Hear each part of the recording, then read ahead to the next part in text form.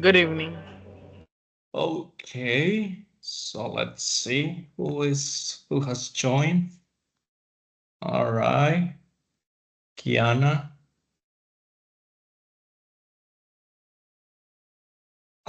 We have Xiomara. We have Mercedes. Oh, Mercedes is always in. And we have Tatiana. Let's see who else is gonna join the class. Let's give a couple of minutes and see how we're gonna do.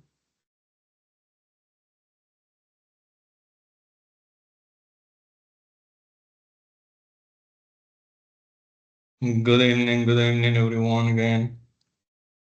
Let me see who else is joined.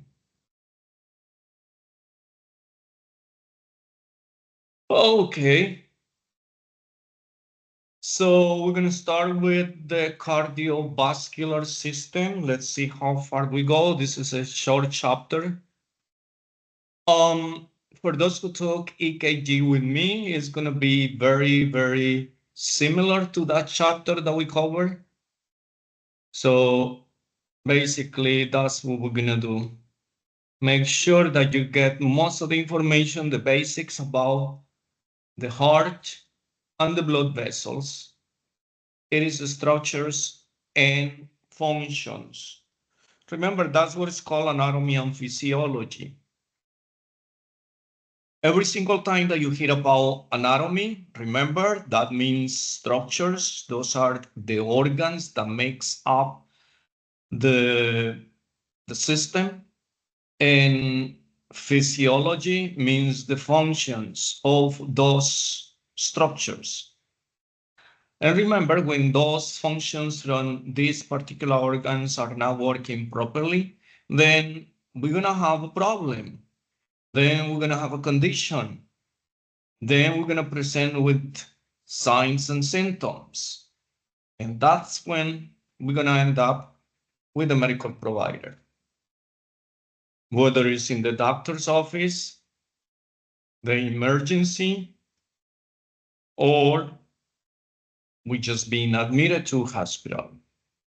So it's very important for us to understand certain structures and how they function when the patient comes in. Remember, they're going to be complaining about certain things, certain symptoms. So at least we can relate them with the systems so we can understand what is going on with the patient. So that's basically what it is. And when the doctor orders certain tests, certain evaluations, certain procedures, we are prepared. Remember, when the patient comes with problems of the heart, you know immediately that this patient is going to get an electrocardiogram, that they're going to get some blood collection, they're going to get some urine collection. So that's basically what it is. So it's very important that we understand the symptoms for that reason, not anything else. It's just to understand what's going to happen, to be prepared ahead of hand when the patient arrives, and then tell us what is the reason for the visit. I have this particular issue. So then you are preparing yourself to know what is it that the doctor is going to order you to do. So that's basically what it is. It's important that we are prepared, not just registering the patients or taking the patient's information and then we are not prepared. We need to be prepared for this because the doctor definitely is going to be is going to ask you to do any of the procedures mentioned before. So let's start with the heart because it's the main organ or the cardiovascular system. Remember, the heart, it is a pump. So what pumps do? They pump blood. They kind of push, squeeze blood out the heart or within the heart. So every single liter of blood passes through the heart. Because we are talking about the heart, we are going to be concerned about this only because the blood also passes through the kidneys, through the liver. So each one of these organs has a different function with respect with blood, what they do to the blood as it passes through.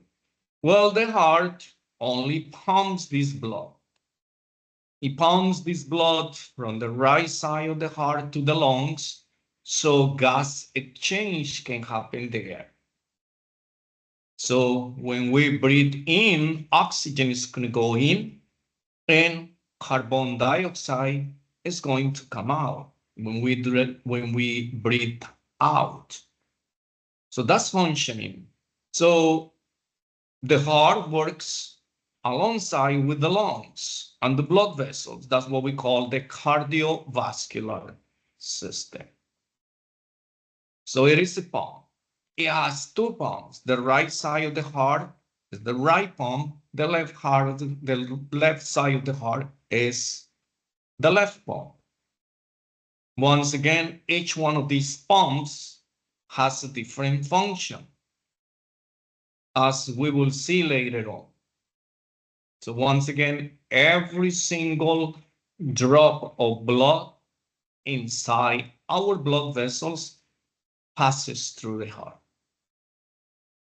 Now, because we call it the cardiovascular, is because we have blood vessels, major blood vessels. So it says right here, blood vessels.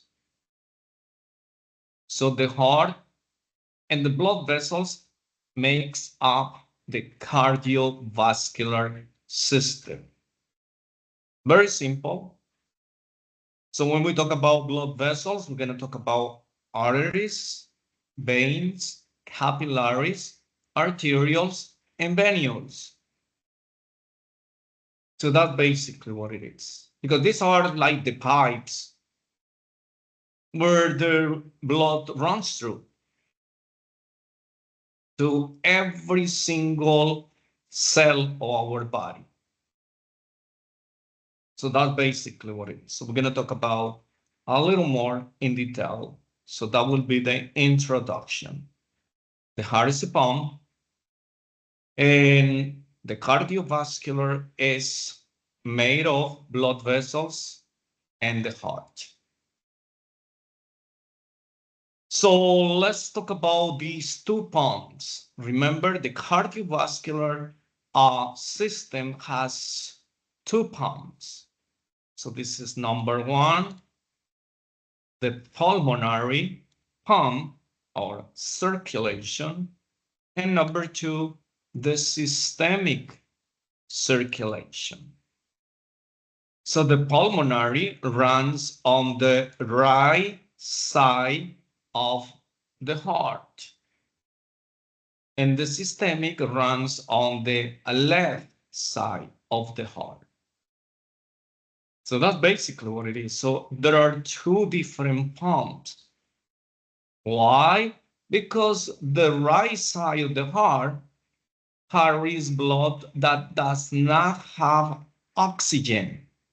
And that blood that doesn't have oxygen receives the medical term of deoxygenated. D means no, without. So deoxygenated blood. So later on, when we enter or start talking about the chambers or the cavities inside the heart, we're going to talk about this right side of the heart, and we're going to be able to see it on a diagram. So oxygen poor, deoxygenated blood is the same. So this blood is going to be pumped from the right side of the heart to the lungs. So that's basically what it is. Why? Because this blood doesn't have oxygen. This is blood that has been already used. So it's kind of dirty. So we need to pass this blood through the lungs, this deoxygenated blood. We need to pass it through the lungs, where this is going to exchange, is going to remove the wastes, which is CO2, and is going to replace it with O2. So it's going to pick up oxygen and is going to drop carbon dioxide or CO2. So this is a very, very important function, because if we have all these dirty blood running through our system, we're going to die very soon. We will not last 24 hours because this blood doesn't have oxygen. And if it doesn't have oxygen, how our body is going to function? We need oxygen. So the right side of the heart receives all the blood from the system, from every single organ of our body that have already used this blood. Now it is dirty, so it's going to pass through the right side of the heart. It's going to be sent to the lungs. The lung is going to clean up this blood. It's going to remove carbon dioxide and is going to pick up CO or oxygen. So that's basically the function of the right side. Now, the systemic circulation, which is the circulation of the pump on the left side of the heart, now this blood is oxygenated. Why? Because this blood already passed through the lungs and is going to move to the left side of the heart, the left chambers of the heart, but already have oxygen. And because already pick up oxygen, it's called oxygenated. And it's going to move this blood from the left side of the heart to the rest of the body. So it goes to the entire body. That's basically what it is. Every single structure, it doesn't matter how small they are, like the cells that are microscopic, all of them are going to receive blood. They're going to receive nutrients. They're going to receive hormones. They're going to receive chemicals. They're going to receive oxygen, which is what we need to survive. So the left side of the heart carries blood that contains oxygen. So that's basically what it is. So either of these sides, these pumps are very important for us. One, because it carries the blood that has been used, take it to the lungs kind of remove the wastes and introduce, bring more useful things like oxygen. Remove excesses of cholesterol, glucose, sodium, potassium, excess of hormones, any toxic that we may have is going to be removed. So when the blood goes back to the left side of the heart, it's going to be clean. It's going to have all the nutrients that we need, particularly oxygen. And it's going to start circulating this blood, supplying blood rich with nutrients, hormones, chemicals, oxygen to every single cell of our body. And this is a cycle. It happens over and over and over again. Every single time, blood is passing through through the heart, right side of the heart, to the lungs, to the left side, then to the rest of the body. And the blood, of course, is going to move from one side to the next through the blood vessels, veins, and arteries, which are the largest blood vessels. of our body.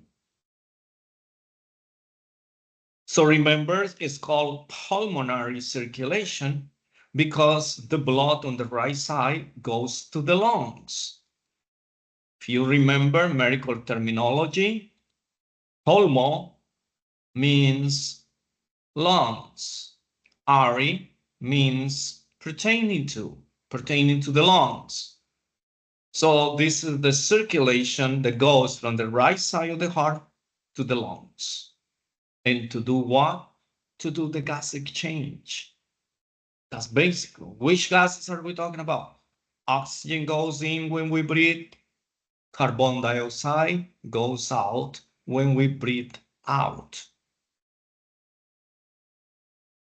Then from the lungs, the blood that has been already filtered, those gases has been exchanged already, is going to come back from the lungs to the left side of the heart.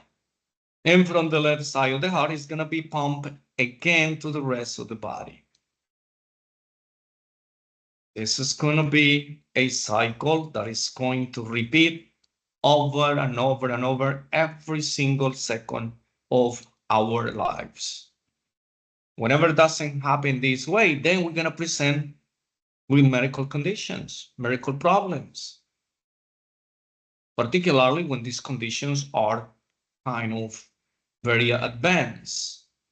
When the condition has taken most of the parts of the lungs or the blood vessels, we're going to feel those, we're going to present with those signs and symptoms. That's when we're going to go to the doctor to look for help, for assistance. Systemic means the entire body, all the system. So systemic circulation is the blood that enters the left side of the heart and it is pumped to every single cell of our body. So the first one, the pulmonary, picks up the blood that is dirty, bring it to the right side, then to the lungs, do the gas exchange. Then this clean blood is going to enter the left side, which is ready now for the body to be consumed, to be used. So that's what is called pulmonary circulation.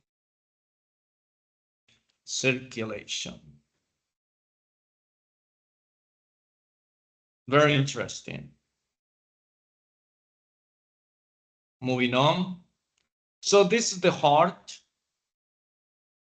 So we know already that because those particularly who took the EKG class that we went over this, that the heart is a muscle, but it's not completely solid.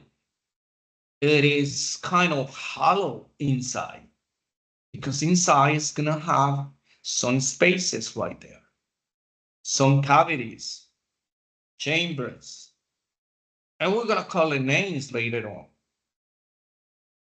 We're gonna talk about the layers of the heart as well, because every single organ that we are gonna discuss here, we are going to break it down in its components and what it's made of, the walls, the layers. So whenever somebody asks you about the heart side, it says right here that the heart side varies with body size. So because it's difficult to just give one number, so what we use is that the heart is the size of our closed fist. If you close your fist, the size of your heart is going to be that one. Because our bodies varies in size. So my heart is not the same size as yours. So that's basically what it's trying to tell you. But it's not larger than your closed fist. It says right here, location. The heart lies in the thoracic cavity. What is the thoracic cavity? The chest. the chest. Remember, if you took medical terminology, well, see how helpful it is knowing those terms, because now we are going to put them together. And now we are going to understand a lot better the meaning of certain terms that, remember, are not English, they are not Spanish, they are Greek or Latin. So where exactly the heart is located? Well, we're going to give you all these addresses, if you will. It is in between the breastbone of the sternum and the vertebral column. So let's look at the image right here. So this is the breastbone right here in the front, where all the ribs are attached to it. So it is protected.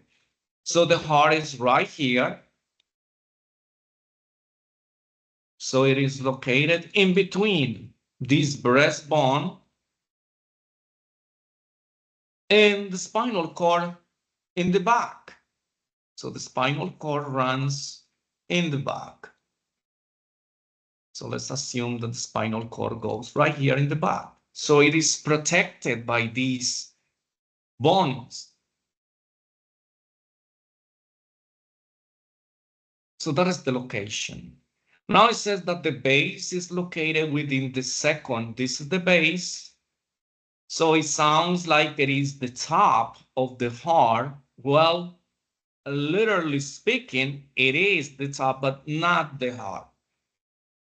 The heart has a different take on location and position. So this is the second intercostal space. So that's where the base of the heart, so where the heart begins, and it ends right here on the fifth intercostal space.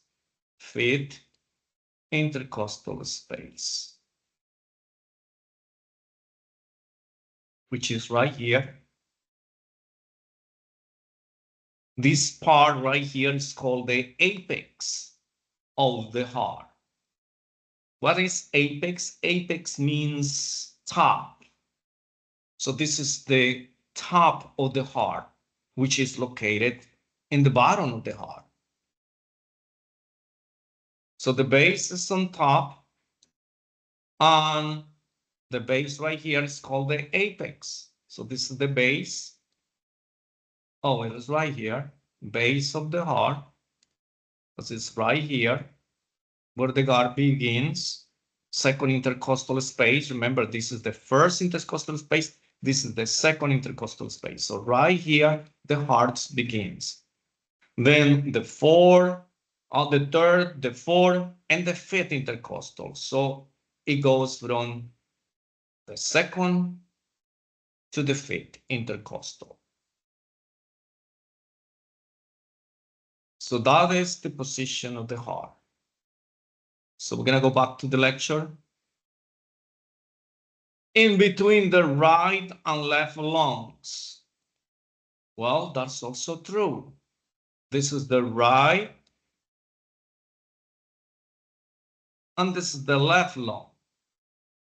So the heart is between, in between the sternum and the spinal column, in between the right and the left lungs. Let's move on, go back to the lecture. The base lies beneath the second rib. So once again, it's right here. Oops. It's right here. I have too much stuff. I already mentioned it to you. So the base of the heart is on top. And it is located right here on the second intercostal space. This is the first intercostal space. This is the second intercostal space. So right here, the heart is the base.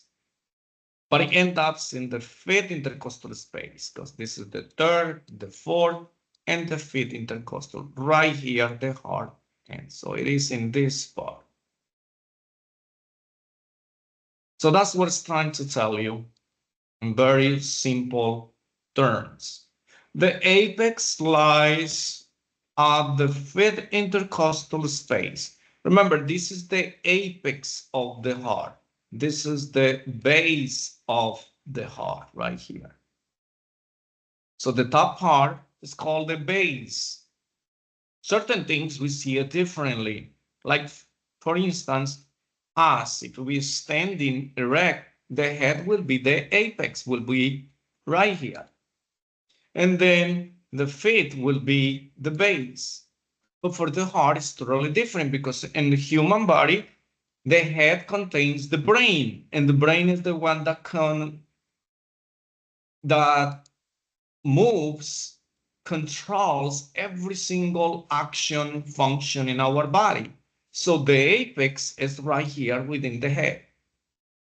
But within the heart, this is the part that pumps blood to the entire body and is the one that side that has oxygen, has all the nutrients, all the chemicals, all the hormones. So this side, the left side of the heart, is the one that pumps blood through the aorta, through the head, through the shoulders, through the arms, through the hands, through the trunk, through the legs, and the feet. Why? Because every single cell of our body needs oxygenated blood, needs nutrients, needs hormones, needs everything that we can possibly supply so our body can function normally. So that's what is called the apex, the lower part of the heart, because it's the part that works the hardest. Because it's the part of the heart that is pumping blood to the entire body, and it contains blood that is rich in oxygen, nutrients, chemicals, and so on and so forth. So that's what we call it the apex. It's not just the location, it's based on functions. So that's basically what it is. So when someone asks you about the apex of the heart, you know already that the apex of the heart is made of the left ventricle. And the entire thing that you see here is the left ventricle. The left ventricle is the largest of the cavities of the heart because it works the hardest. That's what is called this part right here, the apex. Apex means the top, the strongest part of the heart. So now we know the size of the heart, location.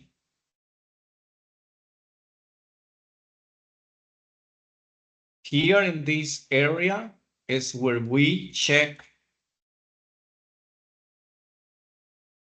the pulse, the apical pulse. We put the stethoscope here to check for the heart beats of the patient. So probably you remember when you have a complete physical exam, when you go see your doctor and then do a complete physical exam every year, or you have a serious condition of the heart, they put the stethoscope right here in this side, on the right side, on the left side of your chest, underneath your breast. That's when we're going to listen the hardest beat of the heart, because it's made up by the left ventricle. That's what we call it, the apex. That is basically the reason. It's nothing else. So remember, the base is on top and the apex, which is supposed to be the top, actually is the bottom. So the other way around, of things that we see. Which one is the top? It's like the house, the top is the roof, and the foundation is going to be the bottom. But in the heart, it works kind of upside down because the most important part of the heart is the left ventricle.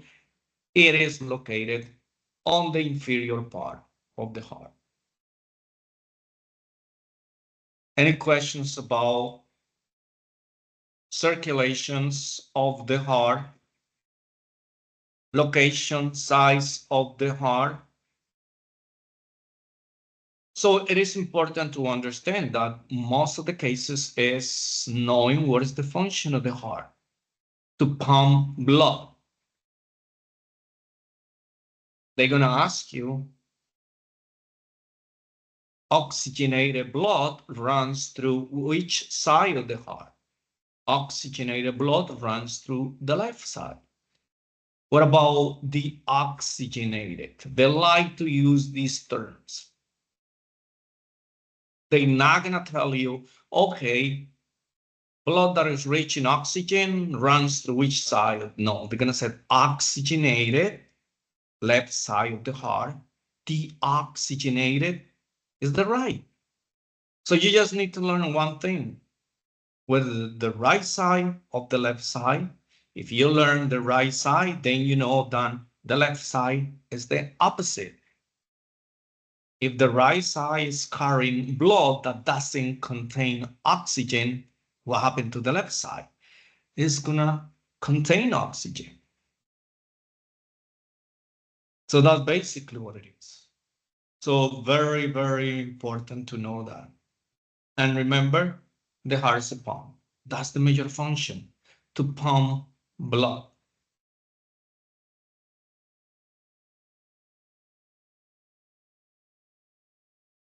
Other things about the heart right here, generally they don't ask.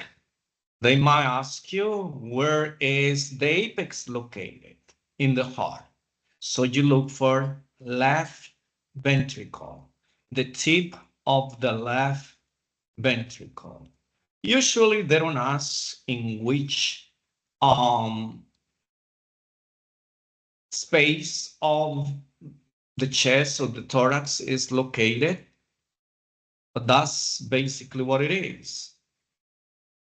You might get a question talking about or asking you, okay, what is the name of that bony part that covers or protects the heart? Well, you can say the rib cage, the ribs right here. But other than that, usually they don't ask. Now, one thing that I want to mention right here that I have this image is the diaphragm. The diaphragm is muscle. If you see this muscle right here underneath the heart, this is a muscle that aids, helps, assists respiration. So this is very important because this muscle not only assists with respiration, but it separates the thoracic from the abdominal cavity. This is the abdominal, all this is the abdominal right here down, and from here up is the thoracic. So this muscle separates. So the diaphragm is a muscle. It is called the muscle of respiration and has two functions. One, assists during respiration. Two, it divides the thoracic cavity from the abdominal cavity. So this muscle is very, very important. So you need to know. You need to know what is the diaphragm. Where is the diaphragm located? In between the thoracic cavity and the abdominal cavity. Which of the following is considered the muscle of respiration? Which muscle helps assist with respiration? The diaphragm.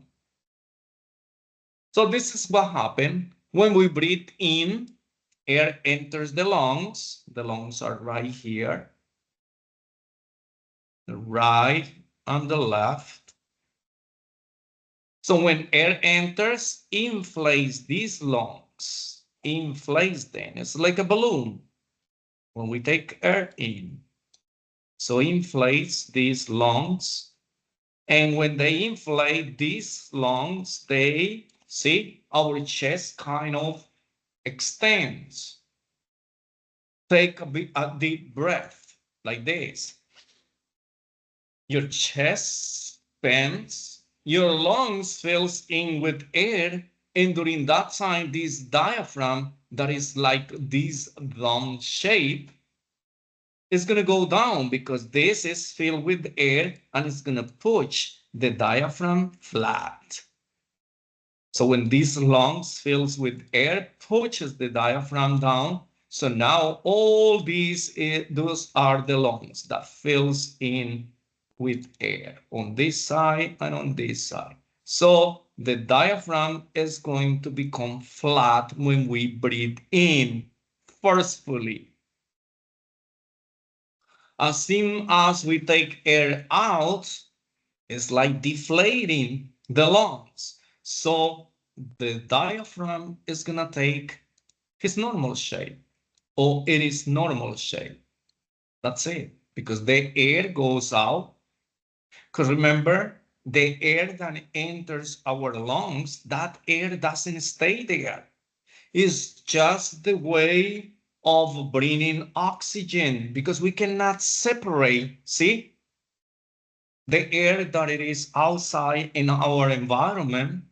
When we breathe in, we don't select. It says, okay, air, separate the oxygen. I'm only gonna get oxygen inside. No, we breathe air, and with that air, the oxygen is mixed. Only inside the lungs, this oxygen can be removed from the air and kept inside the lungs. So that's how it works. So think about this. You cannot live without air. So when you breathe in, air enters through the nose, through the pharynx, through the larynx, through the trachea, through the bronchioles, goes inside the lungs. That we will discuss in the respiratory system. But for you to understand this muscle, it's important that we mention that now, and we're going to mention it when we get to the respiratory system. Because remember, the heart, the lungs, and the blood vessels, they work together. What is the purpose of having a heart, but there is no lung? So the lungs are not functioning bad. The lungs are functioning properly, but your heart is not pumping blood. Bad. So that's basically what it is. So this is very important for us to know the diaphragm. So remember, the diaphragm is called the muscle of respiration. So don't forget that. And where is the diaphragm located? The diaphragm is located in between the thoracic cavity and the abdominal cavity. It assists with respiration. So that's what's important. Moving on. Let's talk about this membrane. Well, let's talk about the membrane that covers the heart.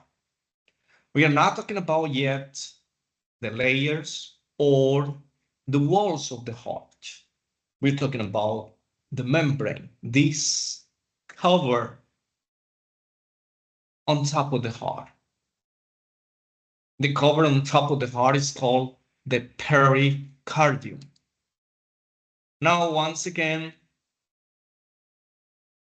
peri means around, cardi means heart, un means pertaining to the membrane that protects or covers the heart. Remember, this is medical terminology.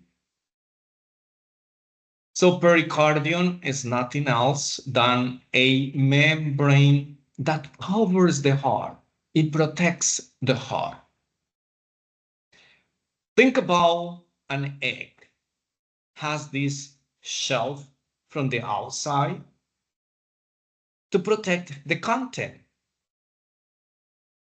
So that's basically what it is. If that shell is broken, what's going to happen to the content? It's going to spill. It's going to be rotating very easily. So the pericardium, which is this membrane that protects the heart, it is located on the outside of the heart. It's not part of the heart. So think about that. So the pericardium is right here. See this little line that I'm drawing on the outside? That is called the pericardium. It protects the heart.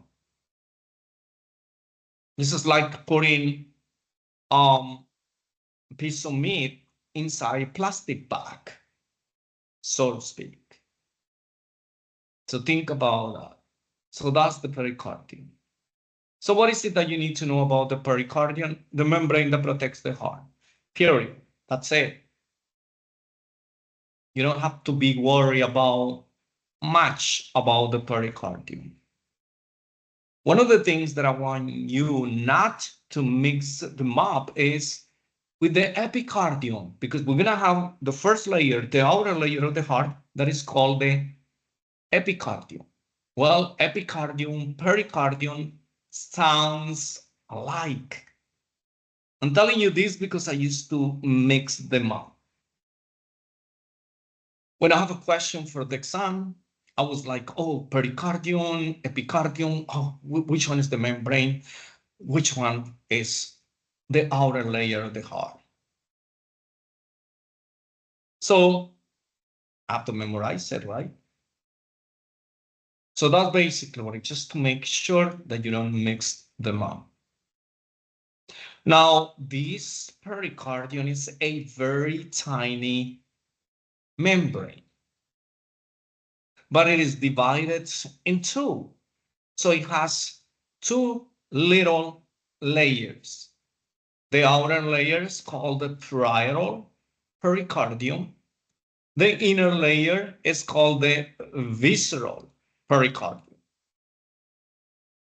which is the inner layer. So right here, this little tiny membrane has two layers, one on the outside, one in the inside.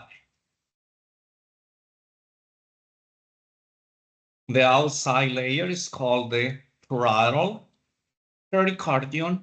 The one inside is called the visceral. Right inside these two, in the middle of parietal and the visceral, you have the perilymph. So it's gonna have some liquid inside, because this membrane is gonna act as a cushioning, as a pillow for the heart. So when the heart beats, because it's beating every single second, and we have the lungs right here next to it. So when the heart beats, expands and hits the lungs, it's not gonna damage the lungs, it's not gonna damage the heart. And we have blood vessels all around. So that's what it has, this cushioning right here to protect the structures of the heart and to protect the lungs, because the lungs are very tiny membranes. So having this cushioning right here, or these pillows, so to speak, is going to protect both, not only the lungs, but the heart itself.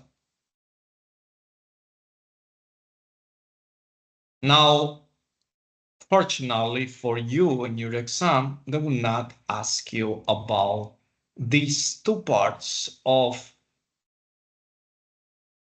the pericardium, the two layers of the pericardium. They're going to ask you, okay, what is the name of the membrane that protects the heart wall.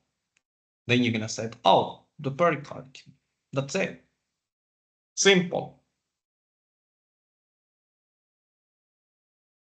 Now, what is important now is the layers of the heart, the chambers of the heart, the valves inside the chambers.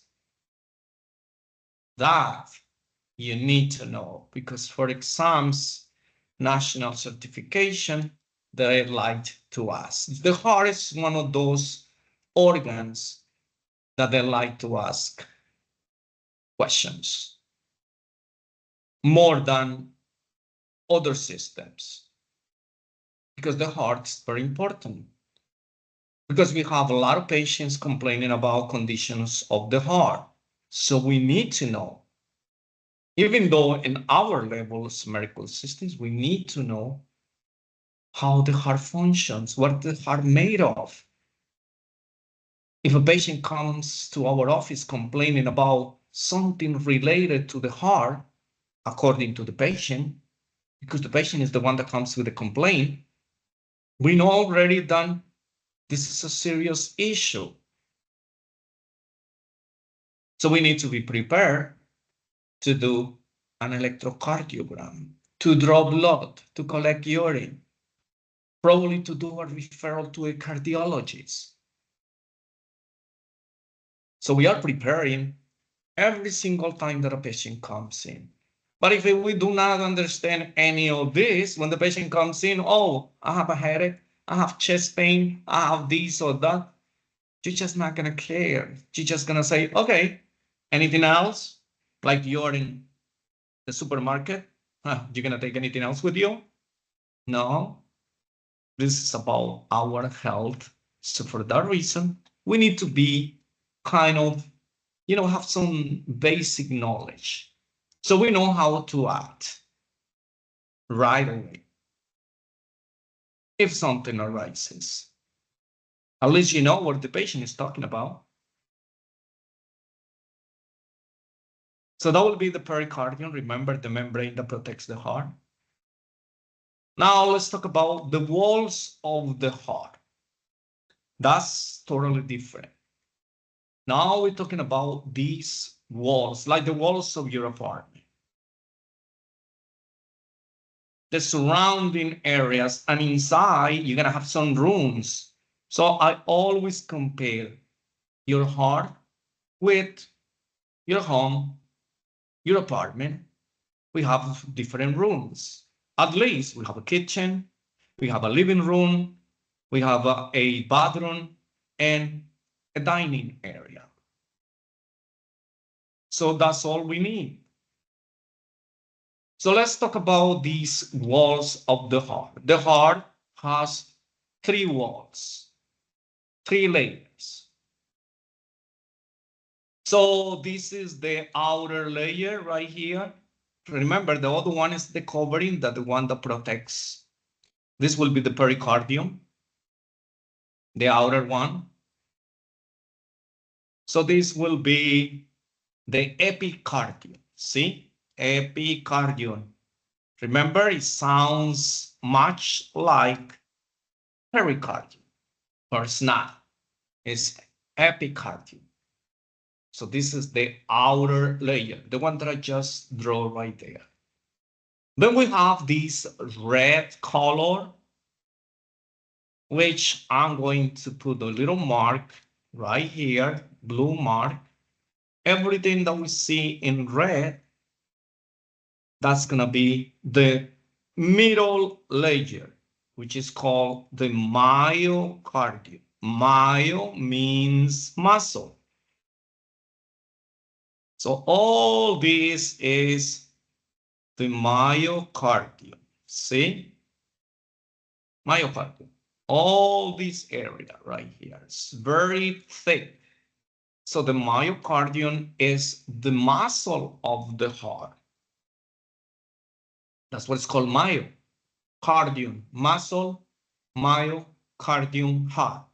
Muscle of the heart. So the myocardium is actually the part of the heart that contracts. It contracts And when it contracts, ejects blood within the heart and outside the heart. So the heart contracts and relaxes, contracts and relaxes. But what makes the heart to pump blood? The contraction. And what part of the heart is the one that contracts? The middle layer. This one right here, the myocardium. So it says right there, the myocardium is the middle, see, middle muscle. Oops, very easy, M. Muscle, middle. So this is the middle muscle of the heart.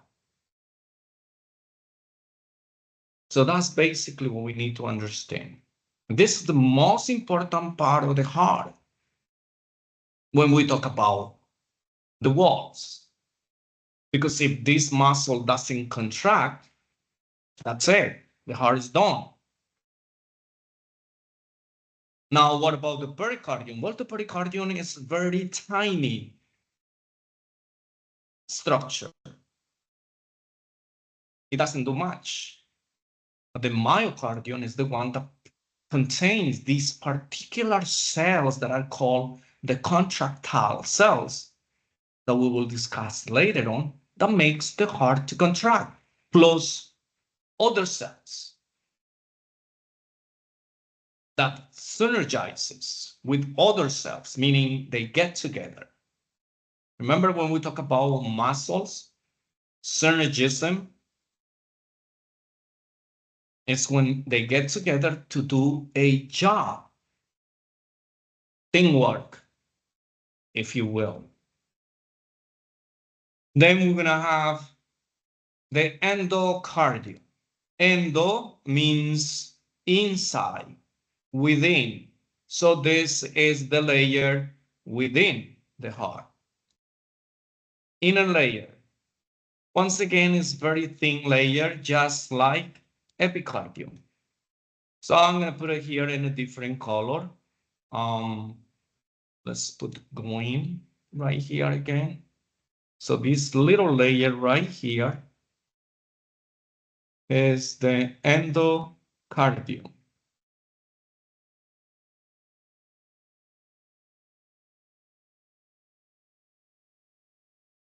Let's put it here. So pericardium on the outside, the membrane, then epicardium, the first layer, then myocardium, the middle layer, and then endocardium, the inner layer. So because the inner layer is very thin and the outer layer is very thin, well, the one that do most of the function is going to be the myocardium. That's it. So that's how it works. So you need to know these layers of the heart. They are very common questions asked national certification. I'm going to ask this in my final exam. So you need to know how this works, how, just to keep it in mind that you will be asked about these things. So you know that you have to review them for the exam.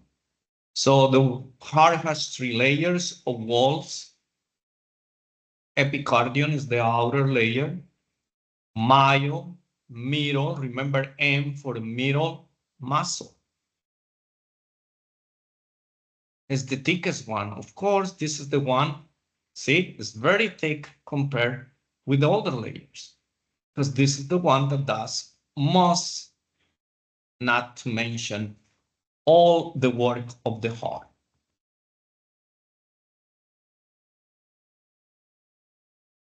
Any questions about the walls of the heart? Remember, they can be called walls or layers. So you need to be familiar with that. Let's talk about the chambers of the heart. So what are chambers? Chambers are these openings inside the heart. Let's look at this image right here. So the heart inside, this is a sagittal cut of the heart. So here we have the chambers. This is one, this is two, this is three, and this is four. So the heart has four chambers. Two on top. So if you look, I'm going to divide this, two on top, this on top, and this two in the bottom. The ones on top is called the atrium, right and left atrium. So plural will be atria. So atrium is singular, atria is plural. If I have to mention that the heart has two chambers on top, I'm going to say two atria. But if I said, okay, the heart has two chambers on top, right atrium, left atrium. I'm not going to say right atrium and left atrium because atria is a plural. So basically, that's what it is. Two upper chambers, two lower chambers. So let's read about them. Right atrium and right ventricle. Left atrium, left ventricle. So again, I put this in this order, right and right, left and left, because I want you to understand that the heart is divided in right and left. See, if we put a wall through this, let me change right here colors, this color. So we are going to divide this right here. The heart is divided in two sides, the right side and the left side, the right palm, the left palm. See, that's how you have to see it. Inside the heart, we're going to have four chambers. The upper chambers, we have the right atrium and the left atrium. Here is separated by some structures that we're going to talk about later on. Here we have the lower chambers, right ventricle, left ventricle. So whenever you hear about the chambers, you have first to divide them in upper, which is this, and lower, which is this. Lower chambers are called the ventricles. Upper chambers are called the atria. So that's what you have right here. See? Atria, thin wall, upper chambers. Atria, upper chambers, upper cavities. Because it says right here that the heart is divided in four chambers. Two atria, two ventricles. Atria are the upper chambers. Ventricles are the lower chambers. See? So what is the function of the atria? Receives blood.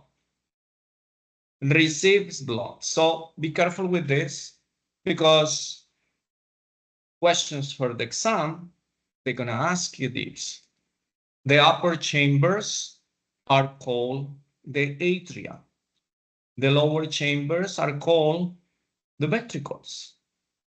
So what is the major function of the upper chambers? They receive blood, just receive blood.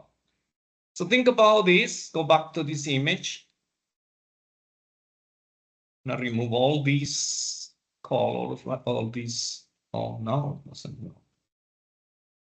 Okay, so they receive blood. So blood enters right here to the upper chambers. blood enters right here to the upper chambers. They receive blood. Then the ventricles, what is it that they do? They discharge, they pump blood. The right side sends blood to the lungs, and the left side sends blood to the rest of the body. Everywhere. Everywhere.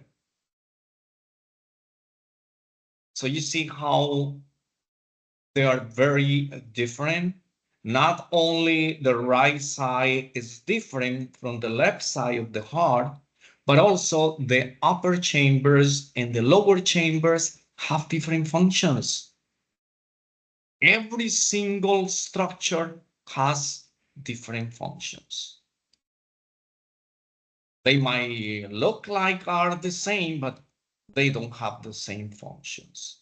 They work together to accomplish a common function, but each one of these structures has its own functions. Now, be careful with this.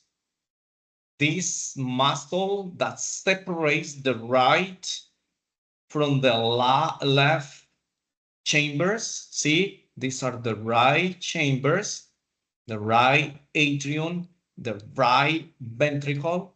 This muscle that separates them is called the septum. So write it down because this is a question for exam. Septum.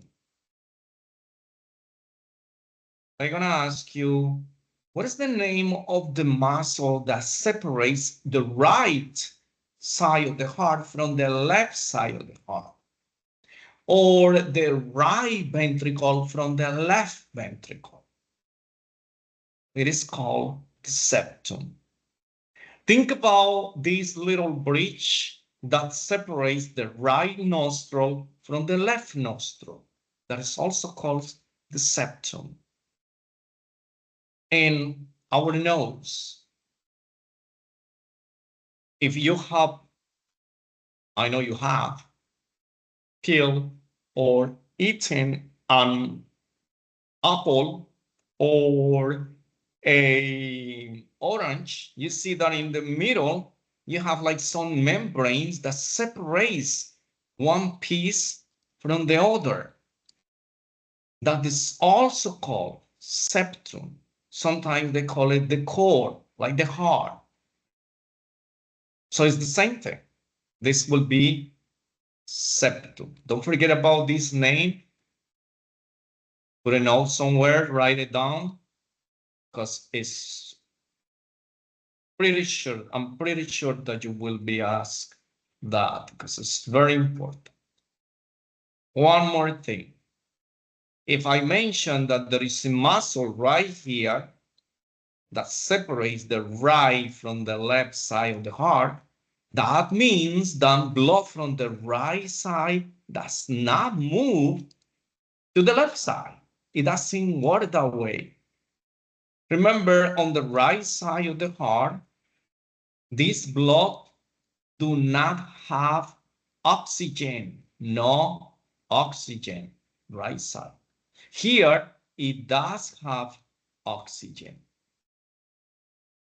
So blood that doesn't have oxygen doesn't move to the other end. Well, first of all, how it's gonna move if we have a muscle right here? We have a wall right here. How can you move to your neighbor's apartment, even though if your apartments are next to each other, adjacent to each other, you still not gonna be able to go through the wall. You have to make a hole, right? Well, here, blood does not move from one side to the next. That's why we have two pumps. Because the right side, remember, once again, the right side of the heart is going to be pumping blood to the lungs. Because this blood doesn't have oxygen. It's called the oxygenated blood. The left side, after the blood has going through the process of gas exchange, the lung sends the blood back to the heart, but to the left side. Now, this one has oxygen. Now we are going to deliver this blood rich in oxygen and nutrients to the entire body. So that's how all this works. So once again, it is not difficult to learn this, but it's a lot of information. So I'm gonna go slow so you can actually capture all these. And if you see, I'm repeating over and over and over many things. So, well, making sure that, you know, this information kind of sticks with you. So that will be these chambers. So once again, I separate them. Remember, atria are also known as the receiving chambers. The ventricles, the discharging or pumping chambers, because they pump blood outside of the heart, the ventricles, not the atria. The atria pump blood to the ventricles. So they don't have much work to do. But the ventricles, yes, particularly the left, has to pump blood to the tip of the head, to the top of the head, to the tip of the toes. That's a lot of work. And then back, and then circulating.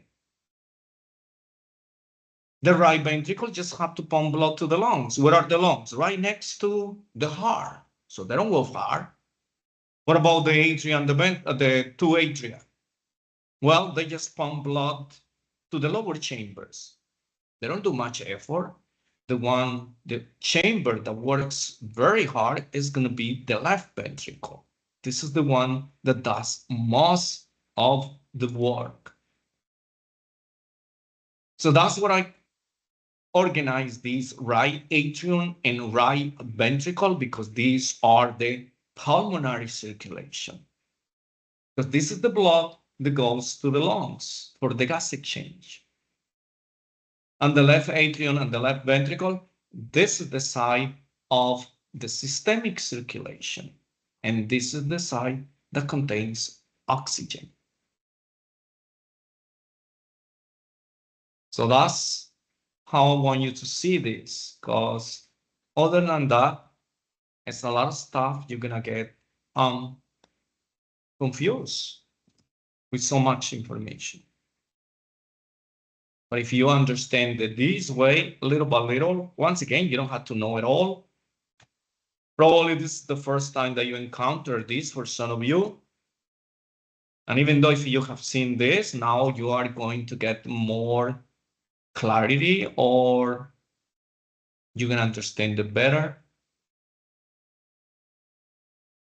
But these are chapters that are very complex because the amount of information, structures, and probably names that we never heard about. So try to retain too much information. It's going to be a tough one. So once again, just the basics, the basics, the basics. How many chambers the heart has? 4. What are the name of the upper chambers? Called the atria. The atria is also known as receiving chambers. What is the name of the lower chambers? Ventricles. What are the ventricles are known as?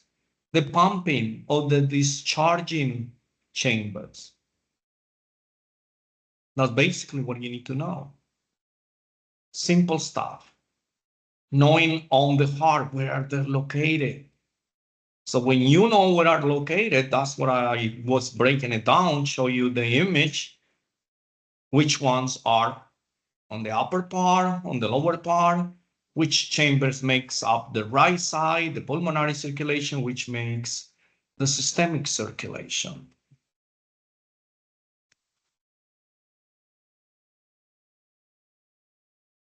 To understand, remember, this is not about memorizing or memorization. No. If I'm going to memorize every single chapter, every single structure, I'm not going to have any room for more memorization. I'm going to try to retain certain things. So the most important things, that's it. But the concept is trying to understand when you see the heart, see the structures. What should I know about these? What are the basics that I need to know? Not every single point. I am explaining it to you. I'll give you more details. Do you need to know? Then know the reason why I'm explaining you all this is so you can understand what is this structure there, what is the function, what is good for it. What happens if this structure malfunctions? What's going to happen to the heart? What's going to happen to the person? What functions are failing these structures to accomplish? So that's the purpose. So just getting a little understanding, you don't have to know it completely from A to Z or from top to the bottom because it's going to be a little hard. It's going to take some time, but at least you have an idea of what's going on with the heart. Any questions about the chambers of the heart or anything else related to the heart that we have already covered? Okay. Let's talk about now the valves of the heart. So we talk about these chambers. So these chambers are like the rooms in our apartment or in our house. Let's say that our house has, or apartment has just 4 rooms: the kitchen, the bathroom, living room, dining area. Okay. So in order for us to enter the apartment, to enter each one of these rooms, we have to have doors. Well, the doors plays the role in the heart as the valves. So the valves are going to be like the doors in our apartment. And what is it that we need doors? To keep privacy, right? But the heart doesn't need to keep privacy. So what is the function of those doors within the chambers of the heart? Well, to prevent blood from passing from the upper chambers to the lower chambers until it is time to do so. So nobody's going to go into your home if they don't have the key to enter your home, right? So all your family members should have a key to get inside your home. So only people who is authorized to come to your home, they will have the key. Well, the same happens within these chambers. Only when it's time for the blood to move from the upper chambers to the lower chambers, then those doors are going to open. And then when the blood passes, they are going to close. Think about this. You enter your house or apartment, you open the door, but as soon as you enter, you close it back. So the chambers and these valves, the valves do the same. Blood passes through these valves to the lower chambers. Now that they pass, they close. Why? Because I don't want this blood to go backwards. So that's basically what it is. So let's mention these valves and we're going to see where are they located, because that's exactly what they're going to ask you. We have 2 atrioventricular valves. Why do we call them atrioventricular? Because they are located in between the atria and the ventricles. So let's see the image right here. So this is the atria, right? And this is the left. So between these atria, these chambers, and the ventricles, so atrioventricular, AV valves. That's what it's called, AV valves. Which ones are? This one. On the right side, in between the right atrium and the right ventricle, we're going to have the tricuspid valve, which is right here. Now, in between the left atrium and the left ventricle, we're going to have this valve right here. This is called the mitral valve. So that's what it's called atrioventricular, because they are in between the atria and the ventricles, AV valves. Tricuspid on the right side. So you need to know where the tricuspid valve is located. And you need to know ins and outs. What is the name of the valve located in between the right atrium and the right ventricle? The tricuspid valve. The other way around, the tricuspid valve is located where? In between the right atrium and the right ventricle. So you need to know both sides of the coin, because other than that, it makes no sense. How can you know how to go from your home to the school, but then you forget how to come back home? That doesn't work, right? So if I know that the valve located in between the right atrium and the right ventricle is called the tricuspid, I should definitely know that the tricuspid valve is located in between the right atrium and the right ventricle. Same goes for the valve located on the left side of the heart, in between the left atrium and the left ventricle. It's called the mitral valve. But then they can ask us not what valve is located into between the left atrium and the left ventricle. They can say, okay, the mitral valve, where is the mitral valve located? Now you need to know that it's in between the left atrium and the left ventricle. And these are called the atrioventricular valves. So let's go back again to the lectures. So we're going to move to the other valves, because we have two valves right now, the atrioventricular valves. Let's go to the semilunar valves.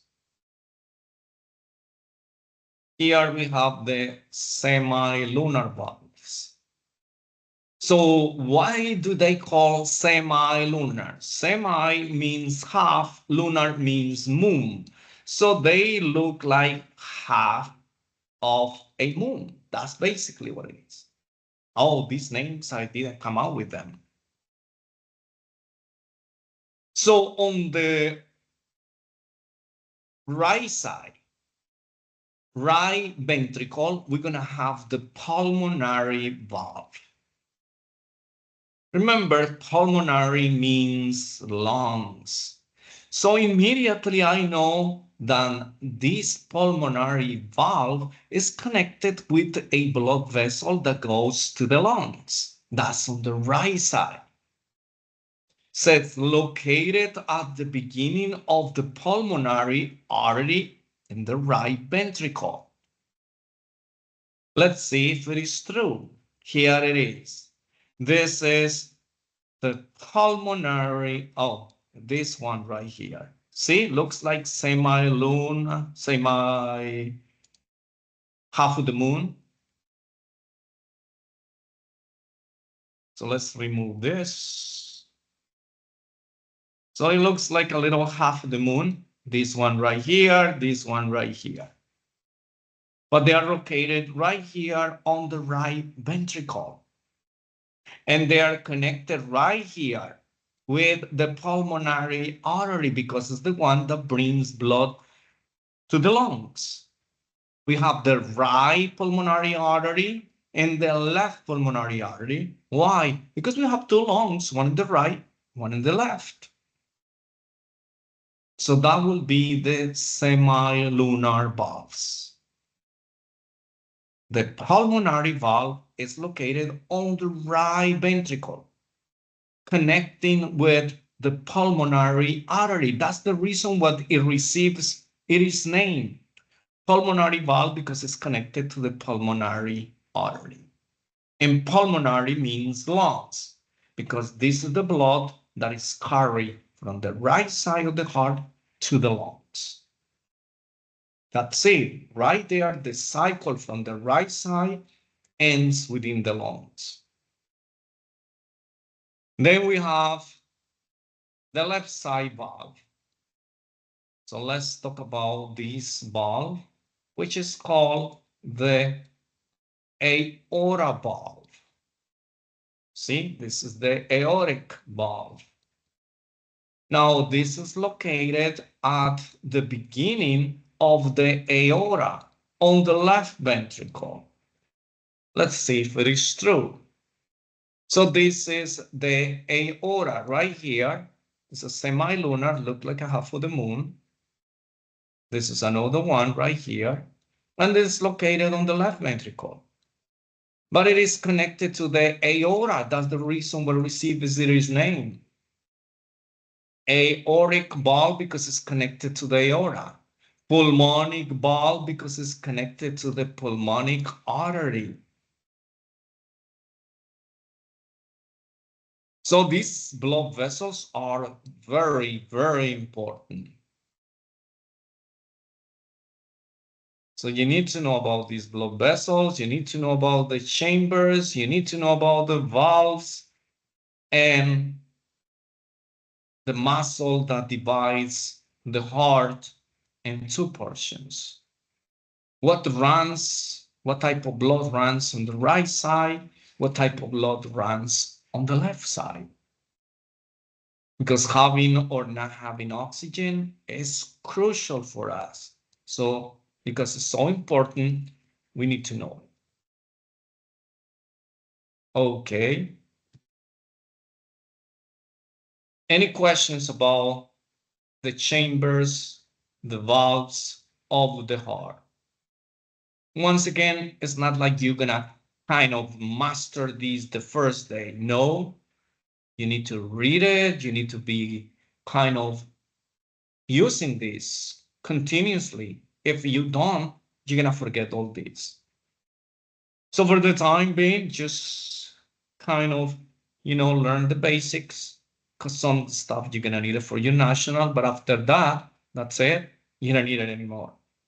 Not if you continue in the same program. Now, if you want to do something else, you move up the ladder, become nurse, you're going to go back and read these again. A little more details they're going to give you because the program is more advanced. So that's basically what it is. So here, once again, the valves of the heart, we have 4 valves.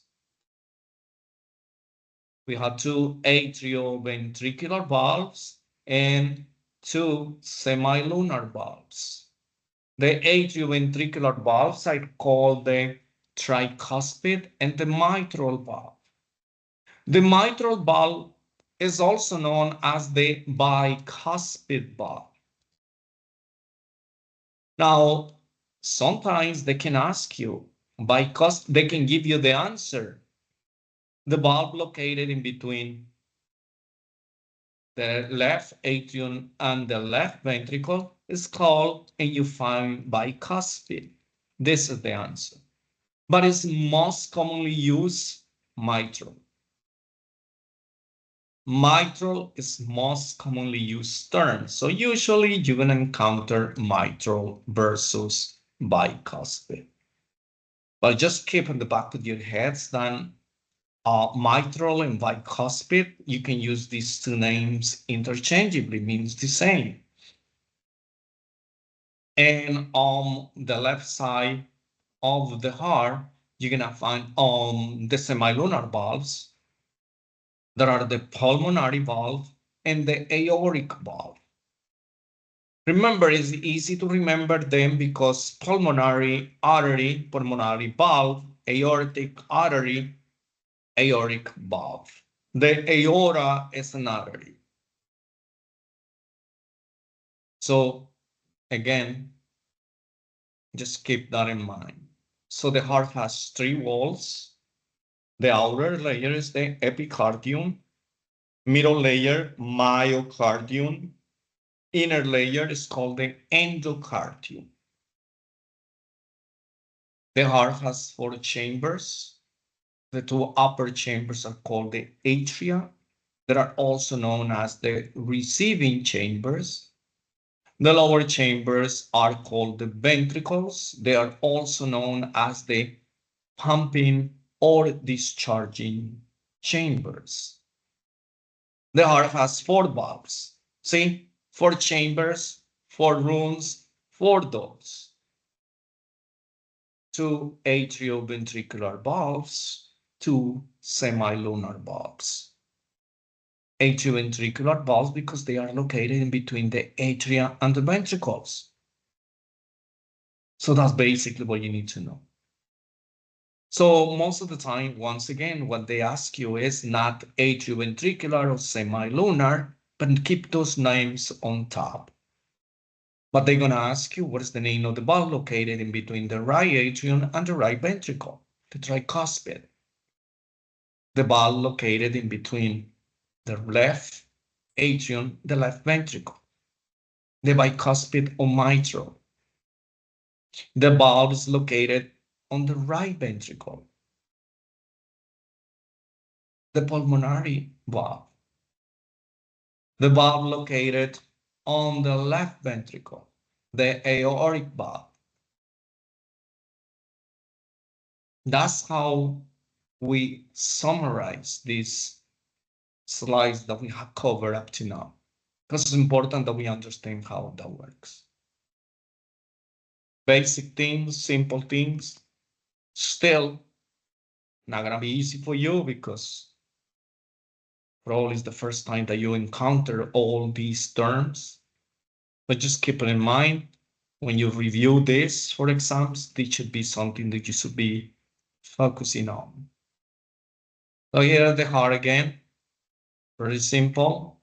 I like this image because it's kind of simple, only have the structures that we need to use. So any questions about anything that we have already covered? Okay, let's talk about now blood vessels. Remember, we talk about the heart, the blood vessels. So now we move to the blood vessels. So pay attention to these two images. Here is an artery. Here it is a vein. So when you look at these two blood vessels, they have differences, physical differences. So we can see here one. We have something right here, but it's not here. So veins contains valves. Arteries doesn't. They don't. So an artery doesn't contain valve. Veins do have valves. Now look a little more closer. This myocardium, let's say the middle layer right here, this part, it is thicker here than here. If you look here, see, this is thicker than here. Look at this, how thin it is. The walls, the middle wall. So arteries have thicker walls. Why do arteries have thicker walls? Because arteries have high pressure. The pressure that goes in the arteries is very high compared with veins. Veins have a very, very low pressure or no pressure. So if you hit an artery by mistake with a needle, or you injure an artery, this blood is gonna seep really fast out of this blood vessel. So you can die really fast. Whereas if you pinch a vein, the blood is gonna seep out, but it's gonna be seeping very slowly. So we have plenty of time to save this person. Not this one if you injure an artery. Remember, arteries have high pressure. Veins, low pressure or no pressure at all. Think about when we check blood pressure on the patients. We use arteries to check blood pressure. We don't use veins. When we draw blood from veins, not from arteries. Now, why do we draw blood from veins? For two reasons. The most important one, because blood that runs inside the veins is a dirty blood. It's blood that has been used and it needs to be clean. So where I'm going to find all the problems that you may have in your clean blood or your dirty blood? Well, dirty blood, right? Think about your dishes. Do you wash your dishes that are clean or you wash your dishes that are dirty? Of course, I'm gonna wash the ones that are dirty. So that's what we do. We're gonna evaluate the blood that is dirty, not the blood that is clean. So that's why we draw blood from veins, not arteries. Arteries are deeper than veins. Veins are superficial. And that's what makes them very easy for us to draw blood. When you start working, you're not going to use arteries for anything except to check blood pressure, to check the pulse. Why? Because they have high pressure. See, right there, we can understand also differences. Very important. Now let's talk about these walls of the arteries vein. Whether it is a vein or an artery, they're going to have three walls. 1, 2, and 3. Same here. 1, 2, and 3. This in the middle. Just like the heart. So this outer layer is called tunica externa. This outer layer, the one that we see here, all these that we see here on the outside, is called tunica externa. They receive the same names for both of these blood vessels. Whether it's an artery, whether it's vein, we're going to call it the same name. The tunica externa. So this is the outer layer of the blood vessels. Veins and arteries, remember. Then we have in the middle, tunica media.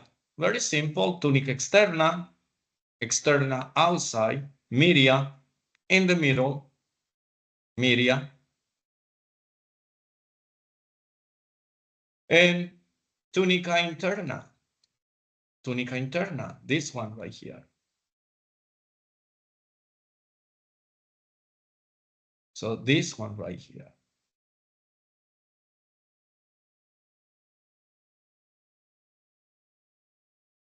So just looking at these blood vessels, you can actually capture some of the things that can be noticed from the outside, certain differences. But it's important to understand, remember, that these blood vessels, the arteries, contains oxygen. Not all of them, there are some exceptions to the rule. And veins in general don't contain oxygen, they have carbon dioxide, which is the waste product of oxygen. After oxygen has been consumed, the waste part of oxygen is called CO2, carbon dioxide. And we need to remove it. It's toxic. Should not be inside our body. So we're going to remove this. And we're going to change it for oxygen every single time that we breathe. When we breathe in, we bring oxygen. When we breathe out, we remove carbon dioxide.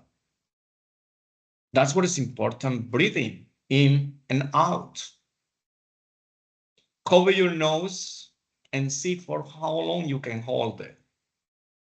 You're gonna suffocate, you're gonna die because no oxygen is going in and we need oxygen. So this will be arteries and veins. Of course, the arteries are branching in smaller vessels that are called arterioles. See, arteries, arterioles. And then those arterioles becomes very, very small, microscopic. They're gonna call capillaries. So arterioles, we're gonna see it later on, arterioles. They come from arteries. Arterioles are smaller arteries. And these arterioles become even smaller. That are called capillaries. We heard about capillaries.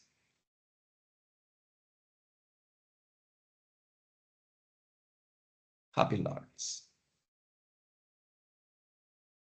So the veins just divided into venules. Venules are smaller veins. The arteries divides into arterioles and capillaries. The veins only have one branch, so they become smaller and they are called venules. So that is something that you need to kind of remember, because what you need to know is that arteries have higher pressure than veins. Arteries do not contain valves. Veins do. So if they ask you a question, okay, which of the following vessels or blood vessels contain valves? So you immediately look for vein. Which of the following vessels have high pressure? Arteries. What type of blood do arteries carry? Oxygenated blood. What about veins? Deoxygenated blood. That's what we collect, blood from the veins. Remember, the veins are superficial, arteries are deeper.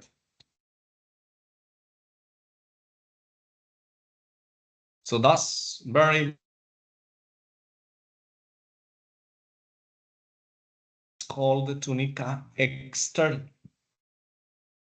The middle layer is the tunica media, the inner layer interna. That is easy.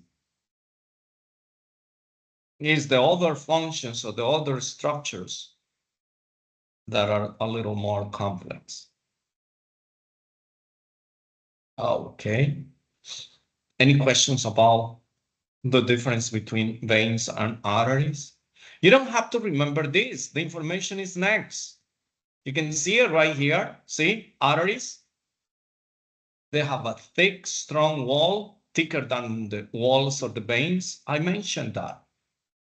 There are three layers for both arteries and veins: tunica interna or intima, inner layer, tunica media, muscle. This is the middle one.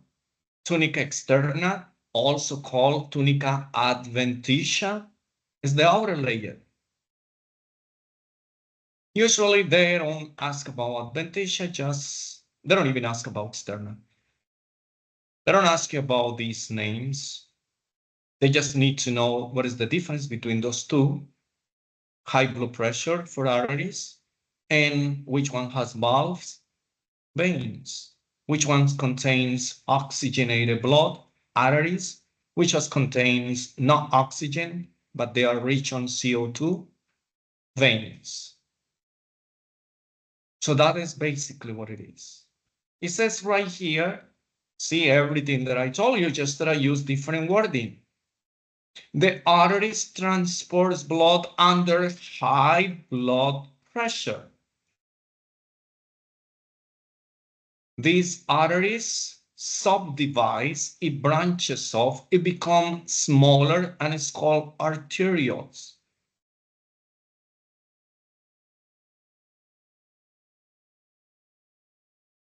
Later on in this chapter, we're going to cover the capillaries. And for now, this is what we are talking now. They are deeper, remember? They are deeper than the veins. The veins are superficial. They contain oxygen. So those are the things that I want you to know. Anything else is like, extra, has lots of information.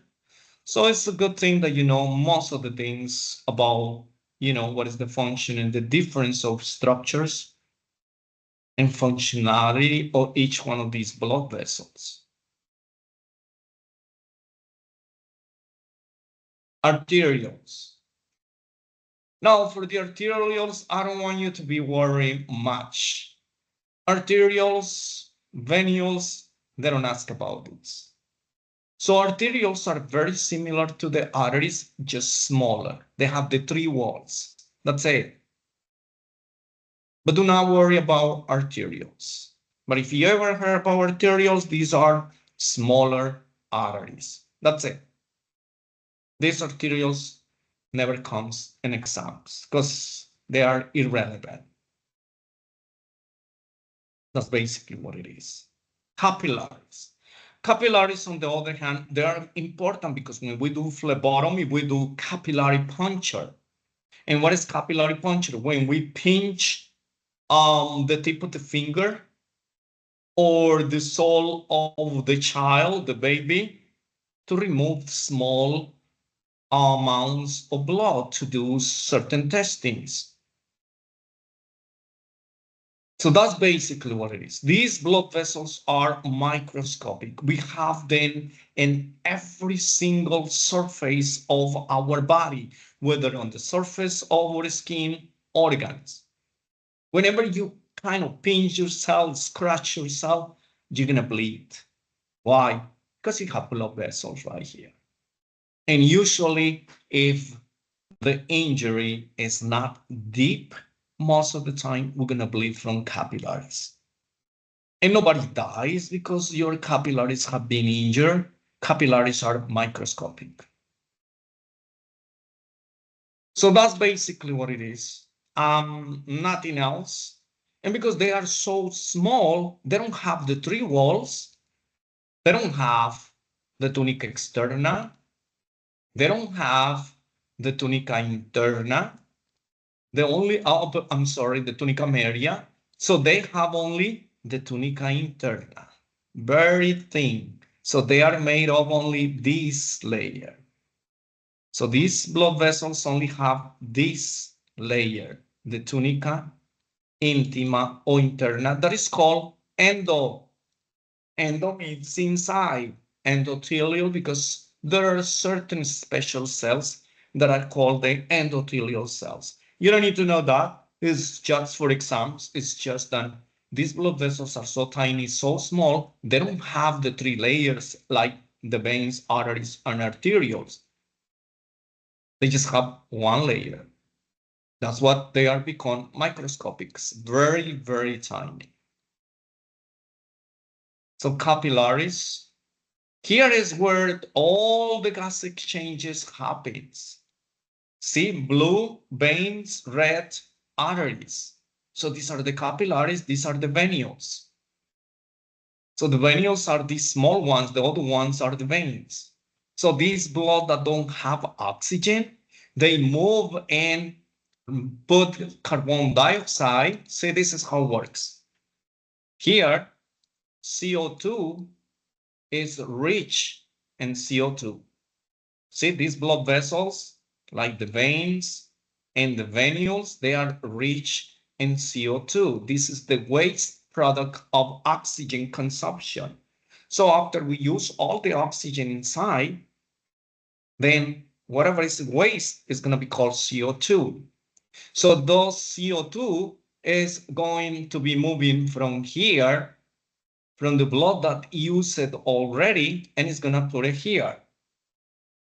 All the oxygenated blood that runs around here is going to be used. Now it's going to be throwing carbon dioxide to the veins. The veins brings blood to the right side of the heart, then to the lungs, and from the lungs, oxygen is going to come to the left side of the heart. See, that's how it works. So here is where all these gas exchanges within our cells, tissues, organs happens. Not the gas exchange that happens within the lungs. That's a different issue, but the same process happens over there within the lungs. There are the capillaries and the venules within the walls of the lungs are going to pass and remove oxygen and enter oxygen, and carbon dioxide is going to be removed. So that's how it works. So capillaries, just know that these are the microscopic arteries. These are very, very tiny microscopic arteries. So it is family of the arteries. These are the veins. Remember, I already explained this. So it has thinner walls than the arteries. They have three layers: the tunica externa, the tunica media, and the tunica interna. It says right here, carries blood under relatively low pressure. Oh, no pressure whatsoever. See, low pressure. They have valves. See, these are valves, like doors right there. Allows blood to go through, but it doesn't allow blood to go back. So that's basically what it is. So these are the valves. Now, the blood that runs through these veins, remember, doesn't contain oxygen. These veins are superficial. So that's basically what you need to understand about these blood vessels. Very interesting. Very interesting. But it's good to know it, because if anything, now you can understand why do we draw blood from veins, because it carries blood that is dirty. That's the blood that we need to analyze to see what is the problem with the patient. We're not going to analyze blood that is clean. What is it that is going to show there? Nothing. It is clean. Think about your dishes once again, or your clothes. You wash your dirty clothes, not your clean clothes, right? Here is the same. I collect blood from the dirty blood, not the blood that is clean, not the blood that doesn't have any issues. If you have excess of sugar, it's going to be here in the veins. If you have excess of cholesterol, it's going to be here within the veins, the blood that runs through the veins. If you have excess of sodium, potassium, magnesium, any infection is going to be here. Any toxics is going to be here, not within the arteries. Because this is the blood that is like the pipes inside your building that carries all the dirty water, like the sink, your toilet, your shower. And the other water is the one that you use to drink, to take the shower, not the one that you already use. That's going to go through another pipe. So we have The pipes for the drains, the sewer, and the other ones, the water, the tap water, the water that we drink. They are not combined together.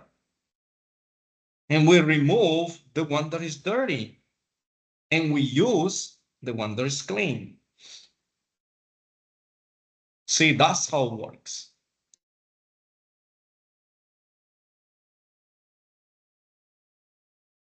Any questions about the difference between veins and arteries?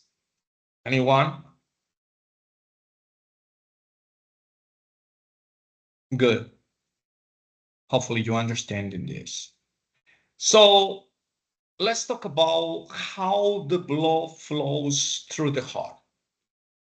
Where does the blood come from? How enters the right side of the heart? How moves to the lower chambers? How moves to the lungs? How it moves from the lungs back to the left side of the heart and through the chambers, and it is ejected, it is discharged, it is pumped to the left through the aorta from the left ventricle. So that's how it works. So let's do this with this heart, because this heart is the best sample. So think about this. We're going to enter blood. So blood comes from the system, it's dirty, through the superior vena cava to the right atrium. Remember, these are the receiving chambers, the atria. So blood that is being used from the entire body enters to the superior vena cava and the inferior vena cava. So these are the two major veins. The superior, inferior vena cava, or cava, it doesn't matter how you pronounce it. Vena cava. These are the largest veins of our body. So you need to know that. Which are the largest vein of our body? The vena cava. They might say superior, inferior vena cava, but just say cava or cava. Doesn't matter. These are the largest. So blood enters right here at the right atrium. Then this valve opens. Which valve is this? The tricuspid valve. So blood enters through the superior, inferior vena cava. Where is going? Right atrium. From the right atrium is going to pass through this valve that is called the tricuspid valve, and it's going to pass to the right ventricle. From the right ventricle, the blood is going to pass through the pulmonary valve, and it's going to move to the pulmonary artery to the lungs. That's basically what it is, to the lungs. Now here in the lungs is going to be gas exchange. Oxygen is going to go in, carbon dioxide is going to go out. When we breathe in, we bring oxygen. When we breathe out, we remove carbon dioxide. So now that the blood has oxygen, it's going to come back and it's going to enter the pulmonary veins and it's going to enter the left atrium. Now from the left atrium, blood is going to go through the mitral valve, see? And from the mitral valve, it's going to move to the left ventricle. From the left ventricle, blood is going to move through the aortic valve. And from the aortic valve, it's going to enter the aorta to the rest of the body. And back again, do the same cycle over and over again. Now, the largest vein is called the vena cava or vena cava. The largest artery is called the aorta. The aorta doesn't have another name. Or it is not pronounced different because we have the superior, inferior vena cava. But we have only one aorta. It goes all the way from the heart to the neck, to other branches to the brain, then to the arms, to the hands, then to the trunk, then to the legs, all the way to the toes. So that is what we are seeing here in this flow chart. See? Blood from the systemic circulation comes to the superior inferior vena cava. Then they're gonna come to the right atrium, and then gonna pass through the tricuspid valve. From the tricuspid valve, it's gonna move to the right ventricle. From the right ventricle, it's gonna pass through the pulmonary valve. From the pulmonary valve, it's gonna pass to the pulmonary artery. From the pulmonary artery, it's gonna go to the lungs. Here is what gas exchange is gonna take place. Then from the lungs, blood is going to return to the left side of the heart through the pulmonary veins. From the pulmonary veins, it's going to enter the left atrium. From the left atrium, it's going to pass to the mitral or bicuspid valve. From the mitral bicuspid valve, it's going to pass to the left ventricle. The left ventricle, the blood is going to leave through the aortic valve because it's going to enter the aorta, from the aorta to the rest of the body. That's exactly what we did with this image. See? So that is how it goes. Now look at the image, has these arrows that is pointing the direction of the blood flow. So the blood doesn't go backwards. Remember, it has some arrows right here. So you see, goes in this direction, goes in this direction through the valve, then goes in this direction through this valve, in this direction through this blood vessel, in this direction to the lungs. And then from here, the blood comes from the lungs in this direction, this direction, this direction, all the way to the aorta. And of course, the aorta only shows the part that goes to the neck of the head. But we have the aorta that comes down here all the way to the trunk, and it has other branches that goes to every single part of the body, every single part. So that's how it works. So once again, the largest blood vessel of our body, the vein, the largest artery of our body is the aorta. The largest vein is the vena cava or vena cava. So that is something that you need to know because those are very, very common questions for exam. So you're going to be seeing the vena cava, the aorta, these valves in between these chambers. So you need to know. Now, one more thing before we go on break. Look at this. Very simple. Pay attention that it looks simple, but when you see these questions on your exam, your brain, your mind is going everywhere but to the right answer. Every single blood vessel that enters the body, enters the heart, I'm sorry, is called a vein. See? Enters the heart. Enters the heart. What is called? Vena.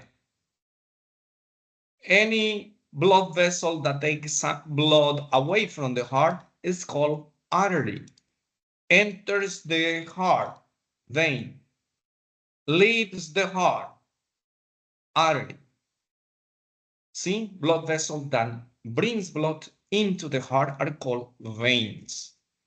Blood vessels that takes blood away from the heart, they are called arteries. So you're going to be familiar with this.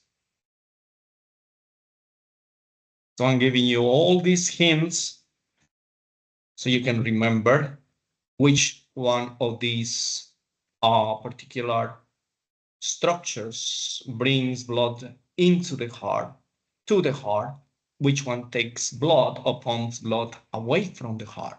Know all these type of wording that they might use when they're asking questions. Okay, so it's time for us to go on break. So we come back at 7:30 because it's a lot of information to digest. So go take a little break, get something to drink, to eat, and giving you enough time for you to do all this, even though if it is not enough, but 30 minutes is quite a bit some time. So we can go there and relax. I said we because I also need to relax. All right, guys. Any questions before we go on break? Well, make sure that you think during your break. And if you have any questions, you ask me after the break. Okay. All right. Enjoy your break. See you after the break.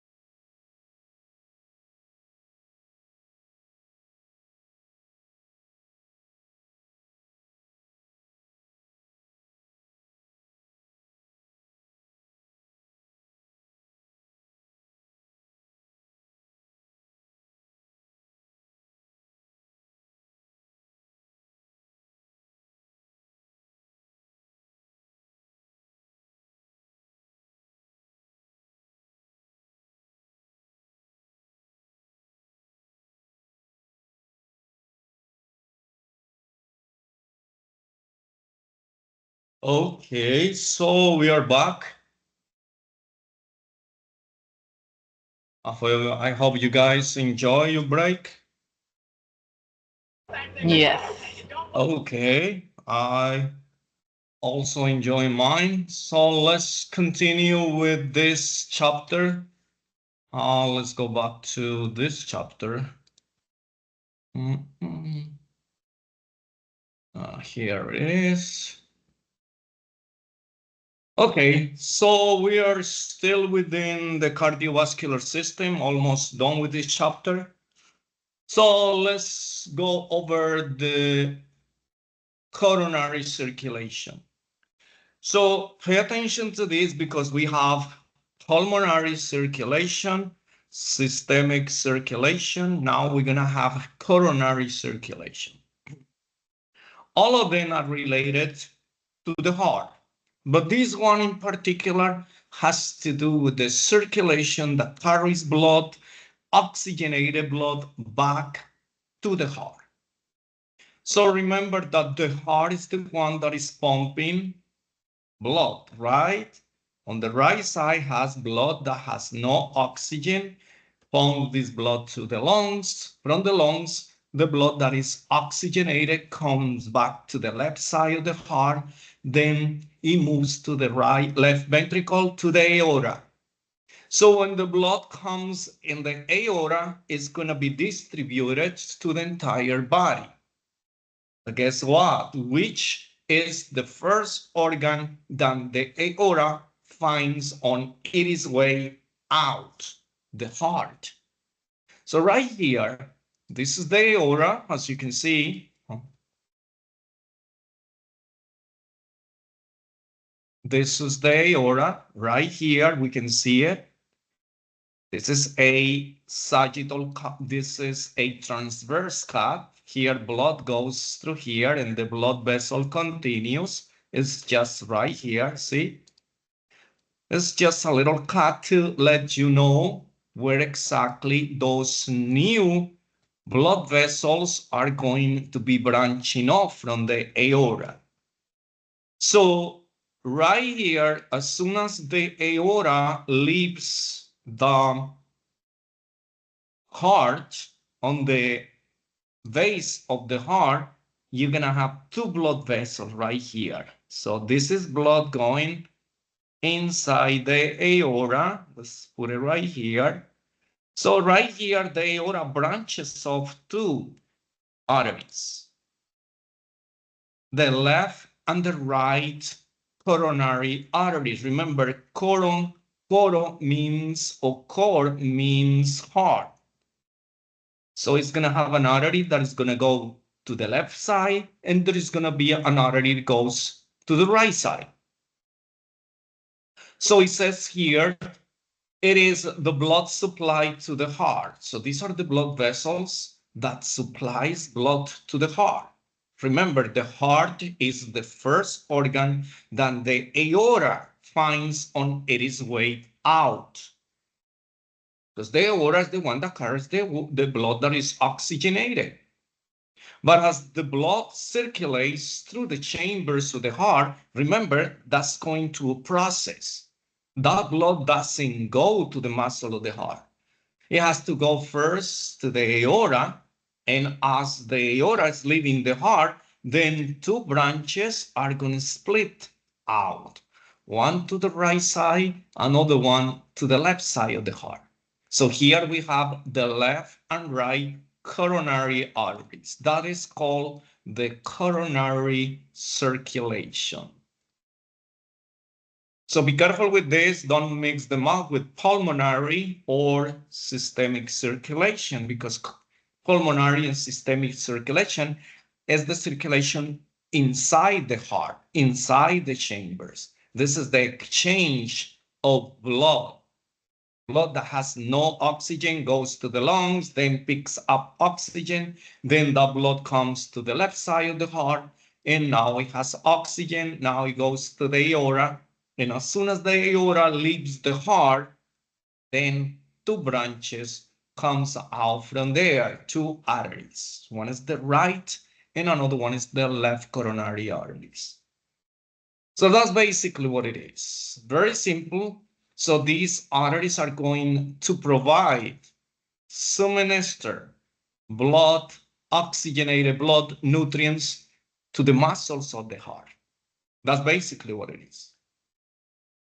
So once again, it says right here, the coronary arteries are first two branches of the aorta, the first two arteries that comes out from the aorta. And these are called the coronary arteries because this is the coronary circulation. So that's basically what it is. Very, very simple. Coronary circulation provides blood supply to the heart. How is this blood gonna go to the muscle of the heart? Well, through two different blood vessels, through different arteries, the right and the left coronary arteries. That's basically it. Of course, we're gonna have veins that are called the right and left coronary veins because they're gonna be in charge of removing the dirty blood, the blood that has no oxygen. And they're gonna have a bunch of little blood vessels over there that are gonna go to different regions of the muscles of the heart. Just like the blood vessels inside our body. One blood vessel is not the one that is going to go everywhere. No, the blood vessel branches off in other smaller and smaller, until you get and reach every single structure of our body. So that's called the coronary circulation. That's it, simple. You will not be asked about anything else if you ask some questions. What is the coronary circulation? Oh, the coronary circulation is the circulation that provides blood to the heart muscle. That's it. What makes up the coronary circulation? The right and left coronary arteries. The right coronary artery goes to the right side of the heart. The left coronary artery goes to the left side of the heart. That's it. Not much will be asked from this part. So we're done with the circulation. Let's talk about something that is very important in medicine because we have a heart, right? So whenever we have to evaluate the patient's symptoms, complaints about having problems, not being able to breathe normally, having a chest pain, having numbness to the arms, to the legs, whatever the case may be. Well, then we're gonna evaluate the heart. So we're gonna talk about the heart sounds. Now, the heart sounds, it might be a question that I will tell you what it is when it comes to the heart sounds. So there are two normal heart sounds. Remember, there are more heart sounds, but those will be abnormal. So knowing the normal ones, now the medical doctor, because this is a medical doctor that is going to find out what is normal, what is abnormal. But we're going to talk about the normal ones. So we have the lob and the dub. So whenever the heart beats, it's pumping, it's contracting, what it does, the sound that it does is lob, dub, lob, dub. Contracts means squeeze, it tightens, it is muscle, so it can push blood to the lungs, to the rest of the body. So lob, dub, lob, dub, lob, dub. That's exactly what it's doing. Now, what causes these particular sounds? Well, we're going to have the first sound that is called the lob, and we're going to have the second sound that is called the dub. Lob, dub, lob, dub. So what causes the first sound? Now, think about the valves within the heart. Because if you think about the valves within the heart, then you are going to understand a lot better this. Which are the first valves? The tricuspid and the mitral valve. These are the first set of valves. And the other ones are the pulmonary and the aortic valves. So just think about the valves because this is the whole point. So atrioventricular valves, these are the first valves. So these are the valves that causes the first heart sound. So very simple, because then whatever is left. So the semilunar valves,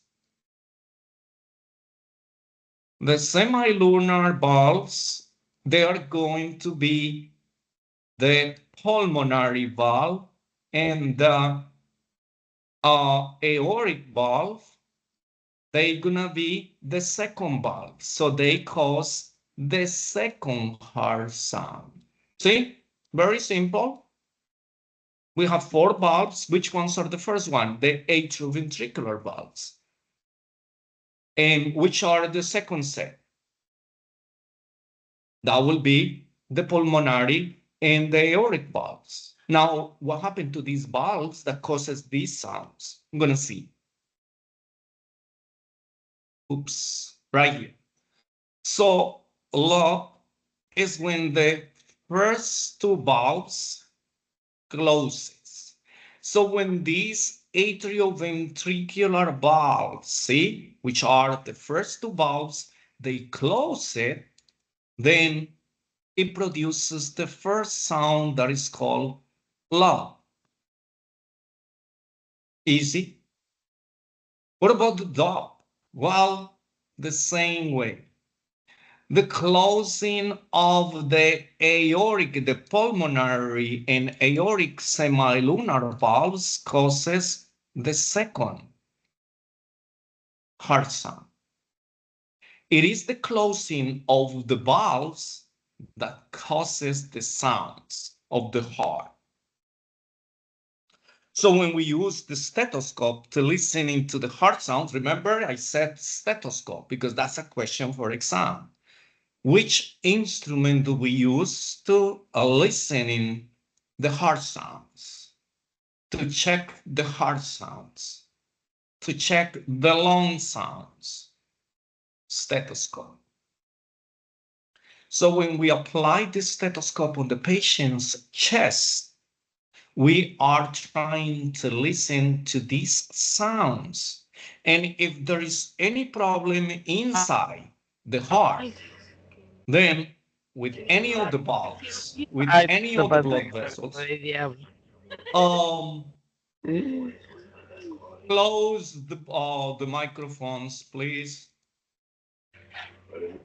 Sorry. All right. So that's basically what it is. So once again, the importance right here is to understand what causes the first heart sound and the second heart sound. So the first heart sound will be caused by the closing of the AV valves. And which ones are the AV valves? The tricuspid and the mitral valve. That's basically it. So you need to know this because these are questions for exam. What causes the second heart sound? They're not going to ask you about the first and the second. They're going to ask you what causes the heart sounds, the closing of the valves. That's it in general. But for you, you need to distinguish between first and second sound, heart sounds, because there are two different sounds. So one is caused by the first valves, atrioventricular, which are tricuspid and mitral, and the second heart sound is caused by the semilunar or pulmonic or pulmonary and aortic valve. Remember the closing, not when they open and when they close. So let's go back to this image right here because it's very important.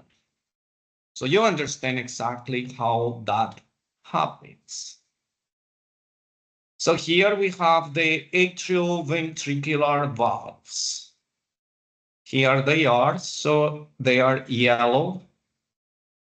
So blood passes from the atria to the ventricles. So blood, I'm gonna put it in red. This chamber fills in with blood. It's completely full with blood. Both chambers at the same time. The blood has no place to go. So what is it that the heart is gonna do? It's gonna close pressure, gonna cause a lot of pressure. These valves opens. They open, so blood seeps down to the left ventricle. These valves opens, blood seeps down. At the same time, blood is seeping from the upper chambers to the lower chambers. These valves opens at the same time. When the blood passes here completely, so all the blood from here fills in, all the blood from here fills in, then the pressure here increases, forces this valve to close back. So blood doesn't go backwards. Here the same. This valve shuts down because blood is already here. Pressure increases here. Now the blood cannot go back because the blood now is going to go through these other valves, to the lungs and to the outside of the body. So these valves needs to close. So when these valves close, the atrioventricular valves closes, then that is when you are going to have the first heart sound. That's it. First heart sound is the closing. So these two valves closes. Now they go back to this position. So no blood from here can go backwards. Here it also closes because this is already filled with blood. So filled with blood, pressure inside here increases, forces these valves to close. So this valve closes, blood cannot go backwards. Now what is going to force the blood is to go through this channel to the lungs. From here, this channel to the aorta. See, that's how it works. So the second heart sound is when this valve right here, the semilunar or the pulmonary and the aortic valve closes. So when the blood passes here, all the blood has gone to the lungs. Then pressure increases here, forces these valves to close. So the blood does not go backwards to the left, to the right ventricle or to the left ventricle, because the blood needs to be pushed outside. So when we have medical conditions, what happens is that these valves do not close the way that they're supposed to close. So then what's going to happen to the blood that it will see? If this doesn't close, what's going to happen to the blood? It's going to seep backwards. What's going to happen to the blood? It's going to seep backwards. If this valve is not working, then we have problems with blood coming back here. If this valve doesn't close correctly, blood seeps back here. If this valve is not working, the blood from here goes back to the chamber. Same here, the aorta, blood backs to the chamber. That's what we call a murmur, when these valves do not close and allows blood to seep backwards. That is what we call a murmur. So let's see right here, murmur, see? An abnormal heart sound derived for incomplete closure of the valves. That's it. Don't worry about the cusps or anything else. It's just that the valve is not closing correctly. Think about your faucet or your sink key or your toilet. If you see that it's dripping, it's leaking, it's because the valves, some valves that it has in between these faucets, they are not working. They are damaged. They are wear off or they are broken. So that's why we have those leaks. We have to repaint those valves. Well, within the heart is the same. So that is a murmur. So know what is a murmur as well, because the function of the valves is to prevent backflow of blood. Remember, backflow means we don't allow the blood goes backwards. Remember that I pointed out before that the blood has one direction and it has to follow that direction. But if it is doors on the way of the passage or through the path of blood flow, these doors do not close, these valves do not close, blood is going to go backwards. Think about you leaving your front door open or your bedroom open. Whoever passes by is going to see you there or is going to see whatever you have inside. Remember, we keep doors to keep privacy, security. You don't leave your doors, otherwise houses wouldn't have no doors. So everybody can pass by, enter to your home, do whatever they want, take everything you have. So the valves are there for a reason. So when these doors are not closed, people who are not invited are going to come to your place. Well, the valves are going to allow blood to go backwards. And that's not the purpose, because then it means that the valves are damaged. So if the blood goes backwards, what's going to happen to the amount, the volume of blood that is going to be ejected out? It's going to be less. So what's going to happen to your heart now? Has to work harder to pump faster, more blood, because you're losing blood. So that's the problem with the valves in the heart if it's not functioning. So once again, that is called a murmur. So know what is a murmur, know what causes the heart sounds. Don't worry about first or second heart sound. You just, in general, you're going to say, oh, heart sounds are caused by the closing of valves. That's it. There is no other answer. And what is a murmur? A murmur is a backflow of blood, a sound that is caused when the blood goes backwards, because these valves are not closing properly. So that's how all these works. Any questions about heart sounds? Okay. So here is the heart once again. So here are the spaces where the valves are. See, the tricuspid valve is located right here. The mitral valve is located right here at the apex of the heart, the tip of the heart in the left ventricle. See, the pulmonary valve is located right here. And the aortic valve is located right here. Oh, what is my mark? Oh. So when we use the stethoscope to listen to the heart sounds, we place it in these different areas of the heart. So that's why when you go to your doctor, they start putting the stethoscope right here, here, here. They place it in certain areas of your chest because it's around the heart where the valves are. Now, we do that when you complain that you have problems breathing, that you get very tired when you walk, that you need to stop, that you don't have enough air, meaning enough oxygen. So something is going on there. We are having some problems with volume of blood being ejected to the lungs or through the aorta. Why? Because the blood is going backwards. You have an account and you're removing and removing money, and now you're going to buy something you don't have enough. So what is it that you have to do? Work harder to, again, save more money. Same here, the heart start working faster, and that's not good because the heart start getting hypertension because you got to work very hard to kind of push blood faster to make up for the blood that is being loose going backwards. So that's basically what's going on.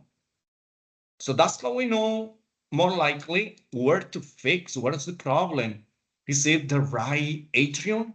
Is it the left atrium or the valve within the left side of the heart or the right side of the heart? Which one? Is it the tricuspid? Is it the pulmonary?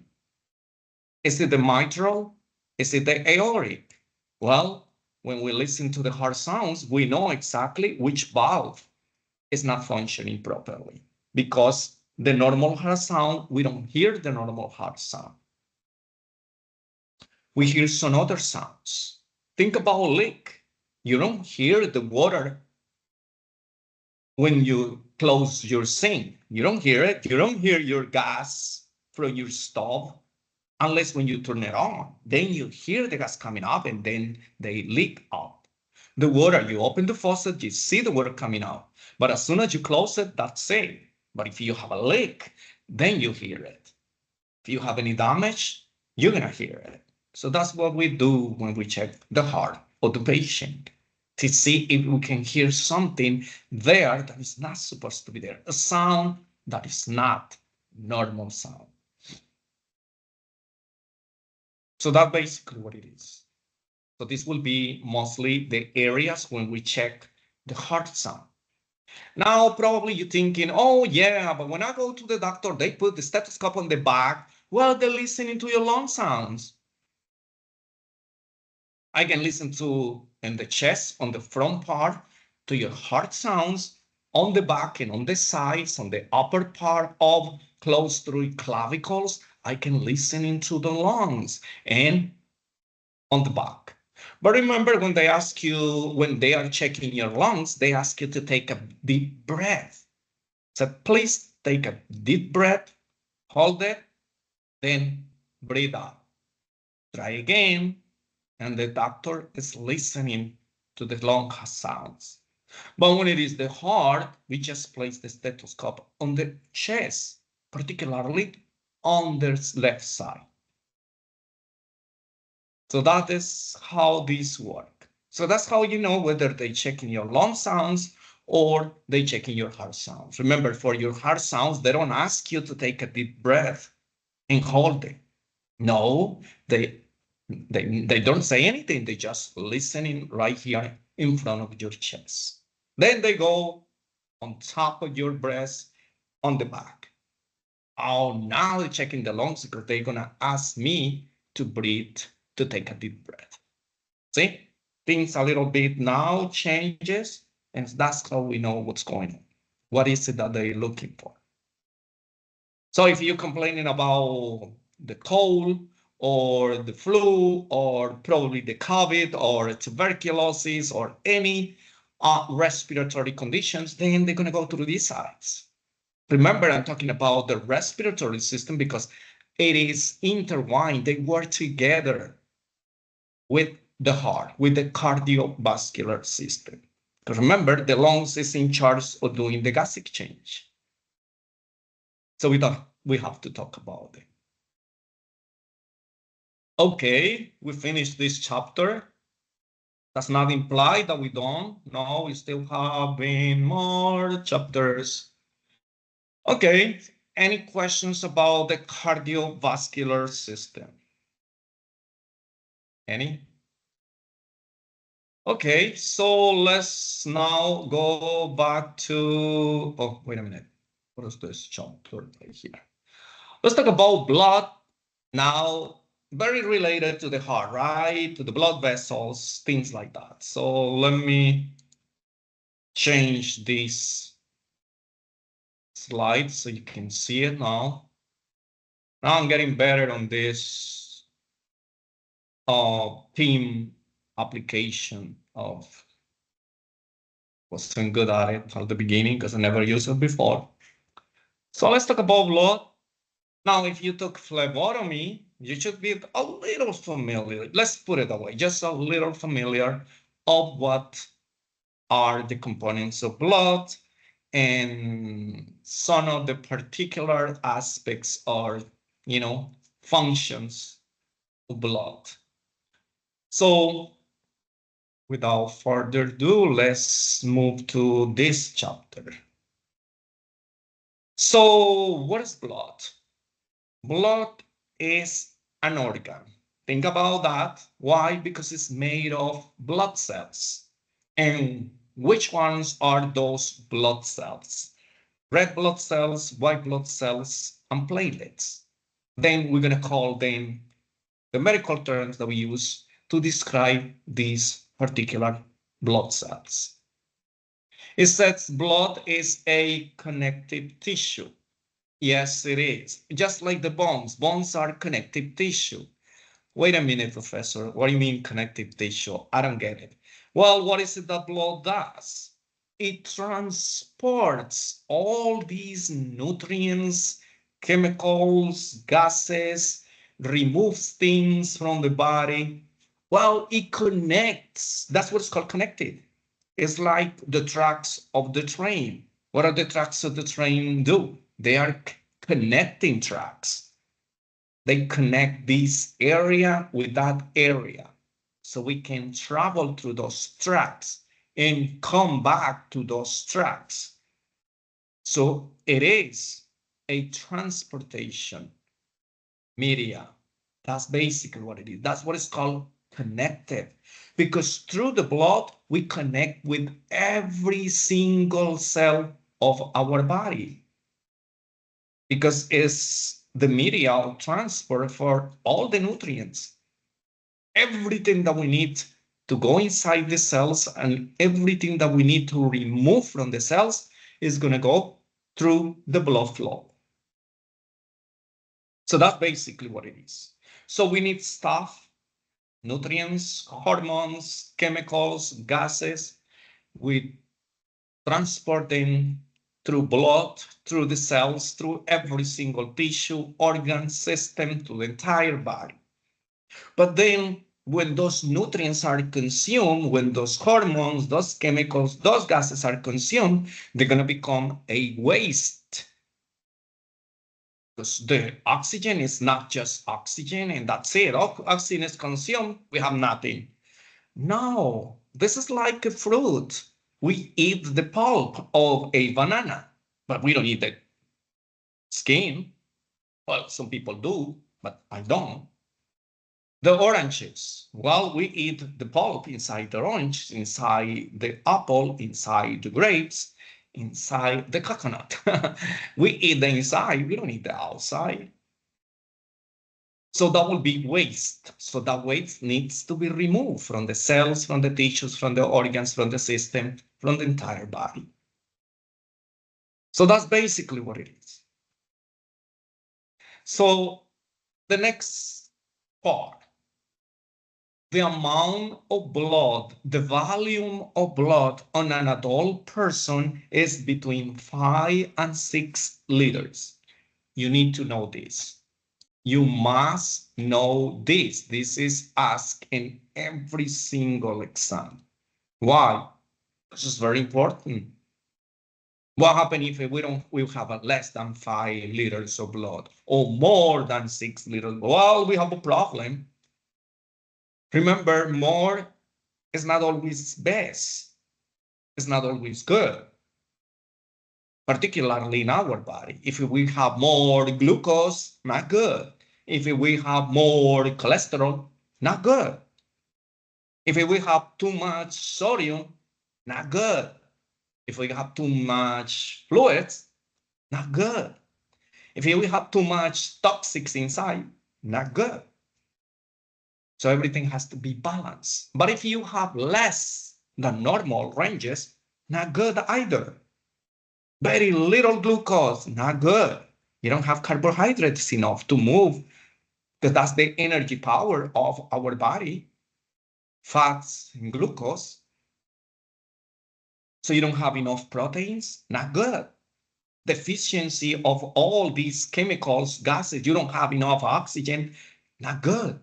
Not enough hormones, not good. See, we have ranges of what's considered normal. And if we are below those ranges, above the ranges, not good. So they had to bring us to level. That is basically what blood does and what it is. Remember, blood is an organ. It's a liquid organ. See, we have liquid organs. Blood is one of them. The other one is lymph. But we're going to focus on blood. Now, blood has two components, liquids and solids.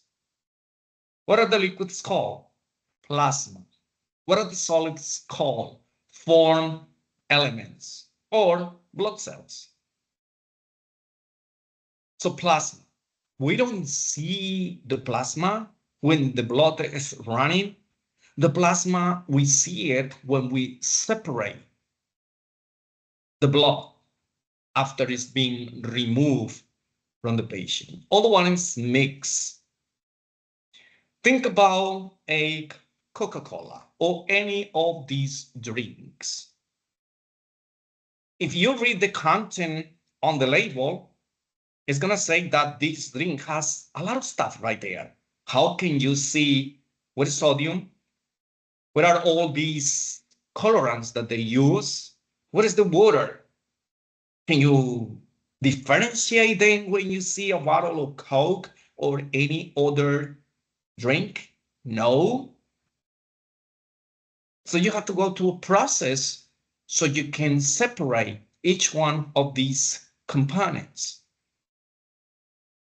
So when the blood is circulated in our body, we know already that it has these form elements of blood cells, red blood cells, white blood cells, and platelets, but it also has the liquid part, which is called plasma.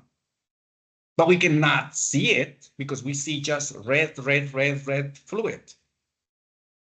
But in order for us to separate that, in order for us to see that we have these components, we have to go through a process that's called centrifugation.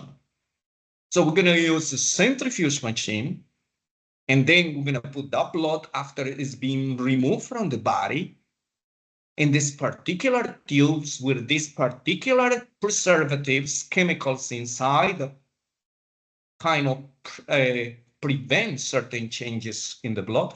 Now we're going to process this blood, and when we process this blood, now we're going to see the liquids and the solids. Now we can differentiate them. Not when they are running inside. You just say, yeah, we have blood. See, we don't say, oh, I'm bleeding plasma. You don't say that. Oh, I can see my red blood cells right here. Oh, no, those are my platelets. I'm losing platelets. No, you're losing blood. You're bleeding blood, not plasma. You're bleeding all of them together.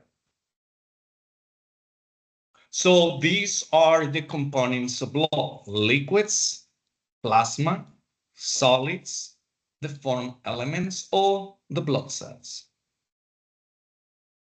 So let's talk about these blood cells. Now, when we were talking about bonds, remember, long bonds, the ends of the bonds, the epiphysis, this cancellous tissue, this spongy tissue, that is what red blood cells are produced within the red bone marrow. That's basically what it is. See how it's important to read about all the systems, because each system has their own particular functions. But all the systems works together. They synergize together. This is like a company. This is like a hospital. The hospital is just the building. But what makes this hospital of the services good is who's working there and how they work together to accomplish some task done correctly. That's basically what it is. So here is the same. We're going to have all these systems doing something to help other systems, to provide other systems with the tools that they need for certain functions to be accomplished within our body. That's how it works. When you go to the clothing store, you're only going to get clothes, right? So then it's going to be another department that is going to have the shoes. In others, they're going to have something else for you. Usually, yes, if you go to a mall, hey, this is the body. It has all these stores. So whatever you look for, sometimes you find it.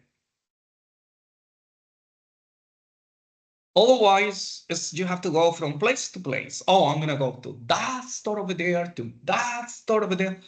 Well, the body doesn't have that luxury. Start waiting for someone to bring them something that they need. No, the body provides most of the things that we need in our body. They provide proteins, they provide minerals, they provide liquids, they provide hormones, they provide all those. They provide the glucose, they provide the cholesterol. Our body produces all those. It's just that depends on what we do. We need more. Depends on our body, depends on our activities. So we need more. So we have to get it from fruit because we have to be replacing all of these. So our body produces, but it doesn't produce in large quantities. So for that reason, we have to add it through the foods that we eat or supplements that might be added to our diet. So that's how it works. But our body produces most of the things that we need. It's just that the body is going to be running out of all these, depends on what activities we do. So we need to add more. So to keep, the body with supplies. That's basically how it works. Now, remember, you need to know that all these blood cells are produced within the red bone marrow, not the yellow marrow. It's the red bone marrow. The yellow red marrow is fat. So that's it. Now, let's get very familiar with these names, these medical terms that we use for these particular cells.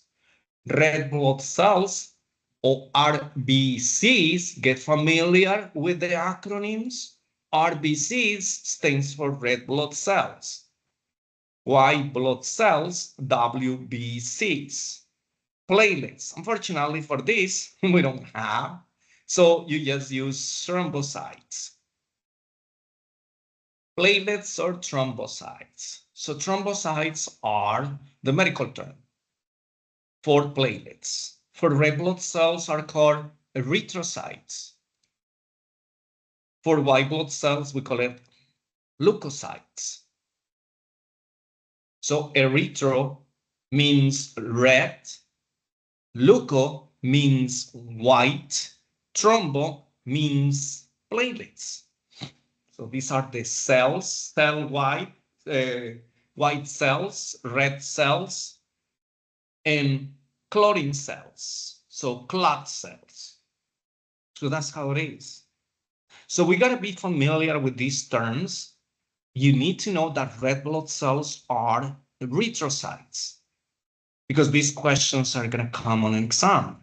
This is essential, basic. So you need to know that. So where are erythrocytes produced? Then immediately said red bone marrow. But they can ask you the same question. So red bone marrow produces the following cells, and they said red blood cells. You're gonna put red blood cells, which means erythrocytes is the same. All the blood cells are produced in the red bone marrow, all of them. Not just because it says red, only the red blood cells are produced there. No, they are there, red blood cells, white blood cells, and platelets. That's basically how it works. So all of the cells are produced in the red bone marrow. And where is the red bone marrow located? Larger bones in our body, on the ends, the distal part that's called the epiphysis. So that's why we need to study all these chapters, all these systems, so we know what is it that each one of the systems is made of, structures-wise, and what is their functions, and how can they help other systems to accomplish, to produce something, to be administered to another system, or to produce something to be delivered to another system, and that system can accomplish something. Think about you building a house. Well, you have to go to these different stores to buy things for your home, the lights, the bricks, the drywall, I don't know, so many things, the doors, everything that you need in your home. Well, that's like building a body. You have a lot of structures, but the person who builds the toilets, the sinks, the bathtub, this is not the same person that builds the drywall. It's not the same. So these are different systems, different companies that produces something different, but then all of them together sells the products. I sell this product, you sell that other, I produce this, and then you're gonna put it together, and now you have a home, or a car, or a cellular phone, or any device. So that is how it works. A complete body is like a complete cellular phone, a complete house, car, you name.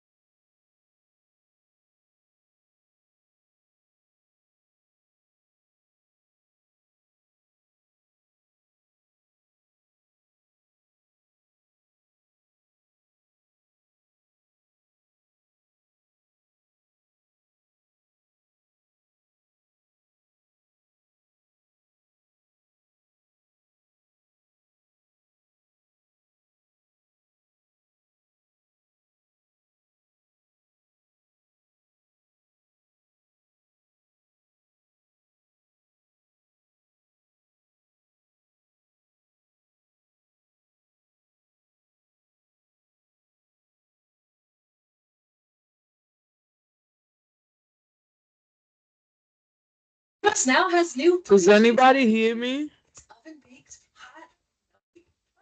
Yes, yes. I think his computer might have turned off.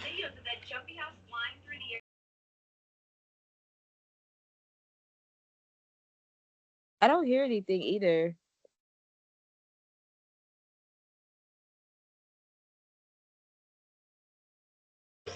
What did he say? I think it's on his side at the end. Maybe his laptop died out or something. Yeah.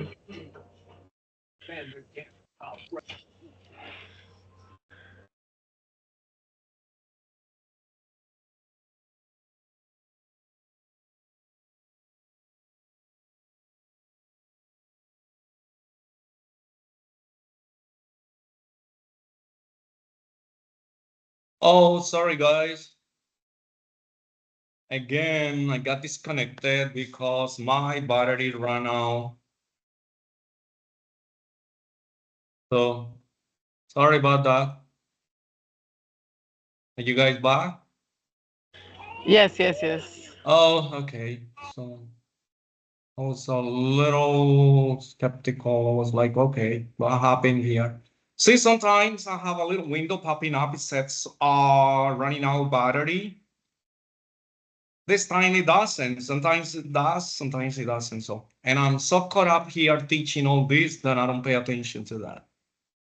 Okay, so let's go back. So we were talking about these red blood cells, white blood cells, platelets. Remember, erythrocytes, leukocytes, thrombocytes.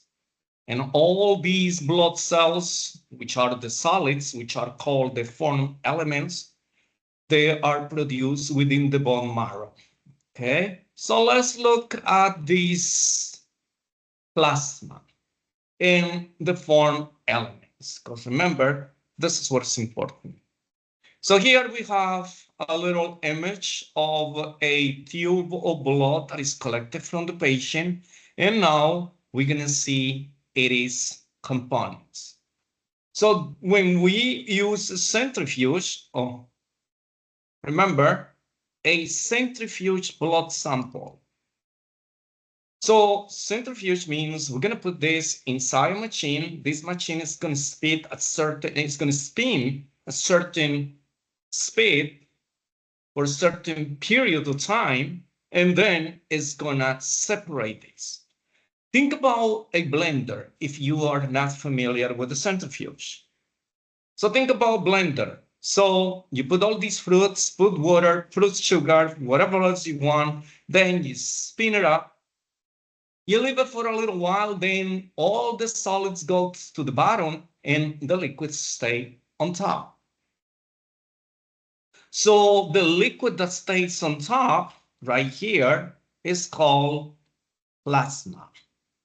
And it's very clear. It's like yellow, but it's this pale yellow. It's not dark yellow, it's bright. So most of the blood, most of the part of the component of the blood is liquid, which is plasma. See, 55% is plasma. Now, 45% are the foreign elements. So most of these elements are going to be red blood cells. Look at this. You see right here, and everything is red because all the red blood cells are here. The red blood cells are heavier than the platelets, than the white blood cells. So if you see something in the center, here we have the white blood cells and the platelets, which are 1%. So if we add all these, it's 100%. Because this 1% is included within this 45%.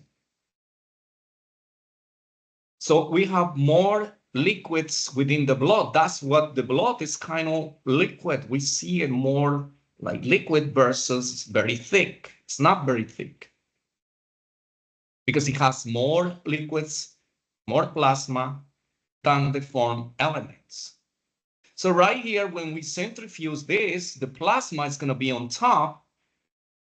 The red blood cells are going to be on the bottom because are the heavy ones. And by gravity, everything that is heavier goes all the way to the bottom. Then right here, white blood cells and red blood cells will be suspended in the middle, and the liquids, the plasma is going to be on top. So when you go to the doctor and they remove blood, this is exactly what we do. We're gonna process this blood. We don't take your blood as it is and then start testing this red liquid. No, we don't do that. We have to process this blood. That's why you, as a medical assistant, you have to learn phlebotomy. Why? Because during phlebotomy, you're gonna learn about the blood components, the certain processing of the blood, how to collect blood, what tubes to use for a particular analysis. Because what we are going to evaluate, this is the part that the laboratory is going to be testing, not this, not this. We're going to be testing only this part. So everything else is going to be removed and discarded. We don't need it here for the blood analysis. So this is what it's going to tell us if your glucose is high or low, if your cholesterol is high or low, or if you have this particular infection, or if you have this particular disease. Here is where we are going to find it. And that is called plasma. Now, when the blood is inside, has all these components, the blood is called plasma. But when the blood is removed from the body in these little bottles, now depends on the chemicals that these bottles contains in the bottle, this can change. This plasma can change. Instead of calling plasma, we can call it serum. So for now, let's focus on plasma. That's it. The form elements, red blood cells, white blood cells, and platelets. So now you have an idea what is it that we do with your blood when we collect your blood.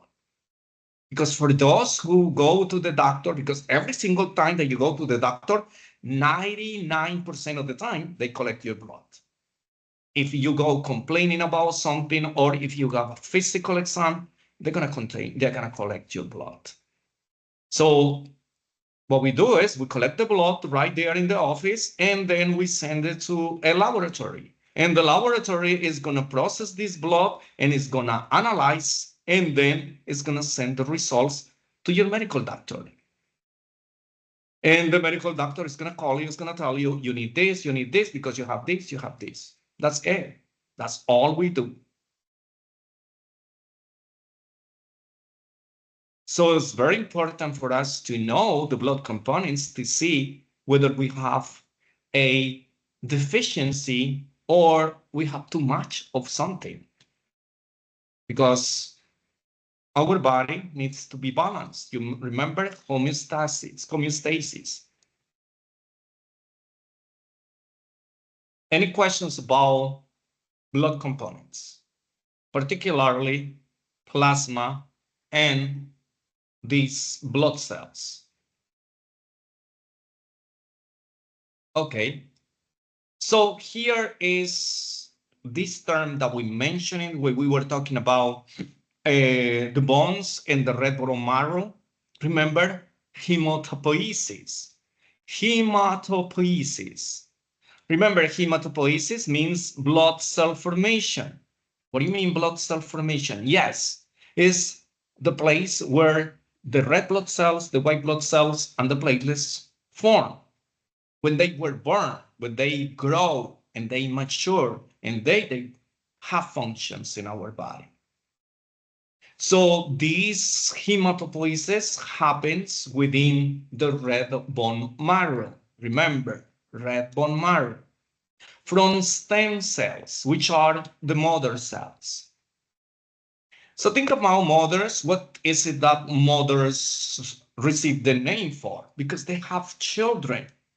So what is it that these stem cells do? They have children. They have little red blood cells, white blood cells, and platelets.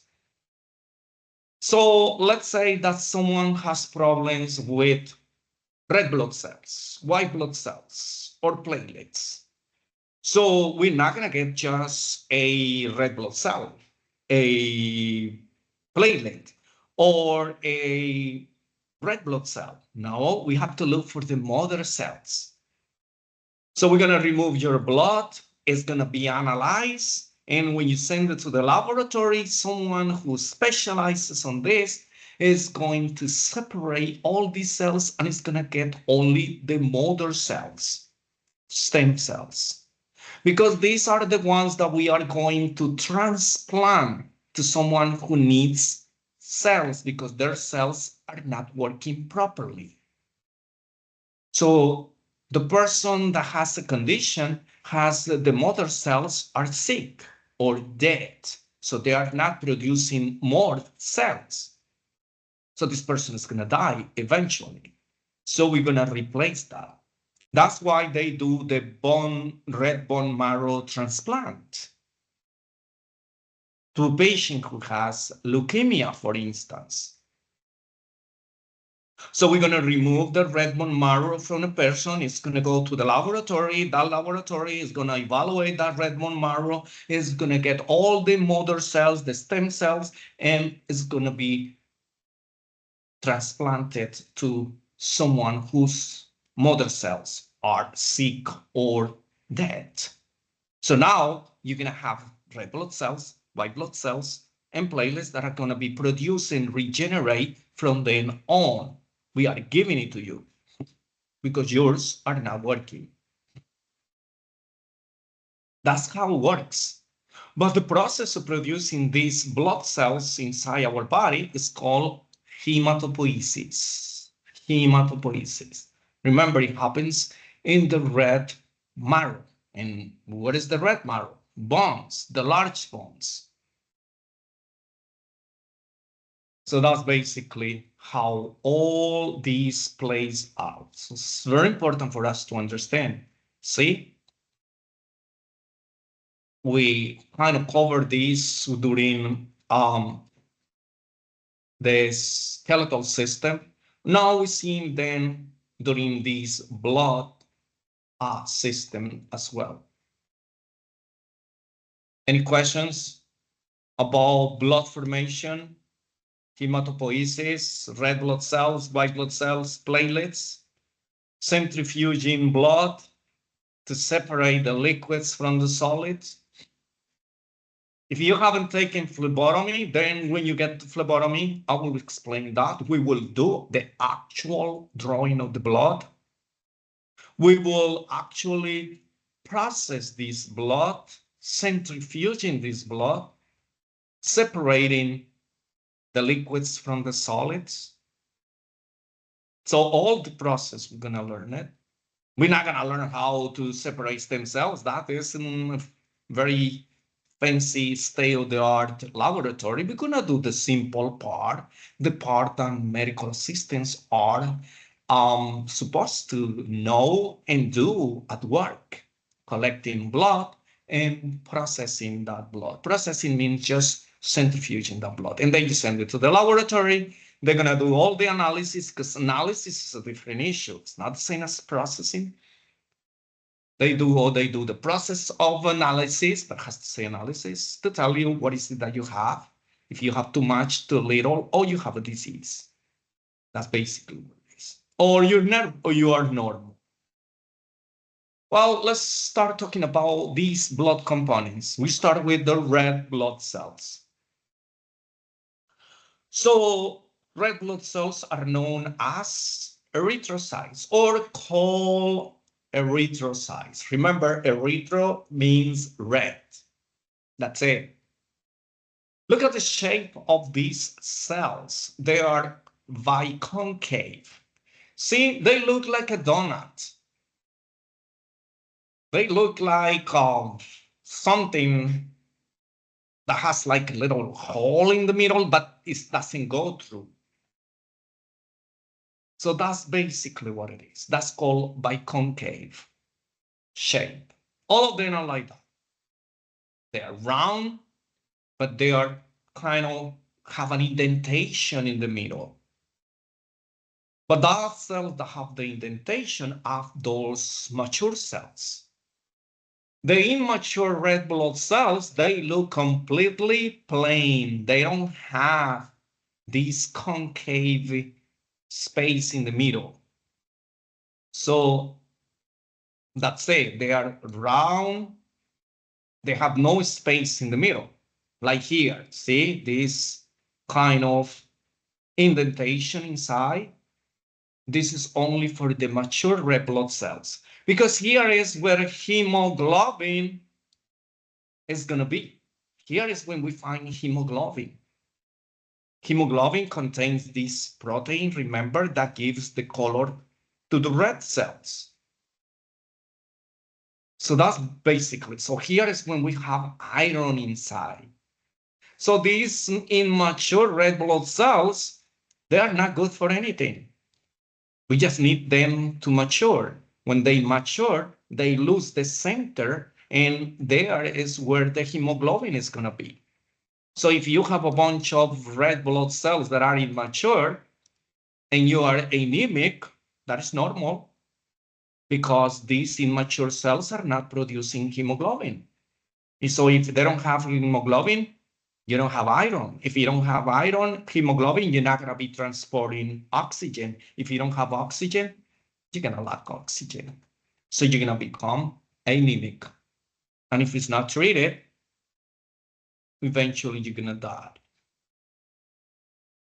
So that's how it works. See, it contains hemoglobin. Now, what is hemoglobin? It's a protein. And what is the purpose of that protein? To bind with oxygen and carbon dioxide. So the blood carries hemoglobin. Hemoglobin, because it's each red blood cells carries hemoglobin. Here, the oxygen is going to attach the oxygen right here. It's like magnet. That is how hemoglobin works. So hemoglobin is like magnet, and it's gonna attract oxygen. So here, oxygen is gonna be attracted. So let's say that this blue is oxygen, oxygen, oxygen, oxygen. So they're gonna carry oxygen. All these red blood cells are gonna carry oxygen in the center because it has hemoglobin. So when it goes inside, after it's being oxygenated, this oxygen is going to go through every single of our cells. And whatever the waste products is going to be binding again and bringing it back. So here is going to be attached carbon dioxide. So they bring the good stuff and remove the bad stuff. That's how hemoglobin is.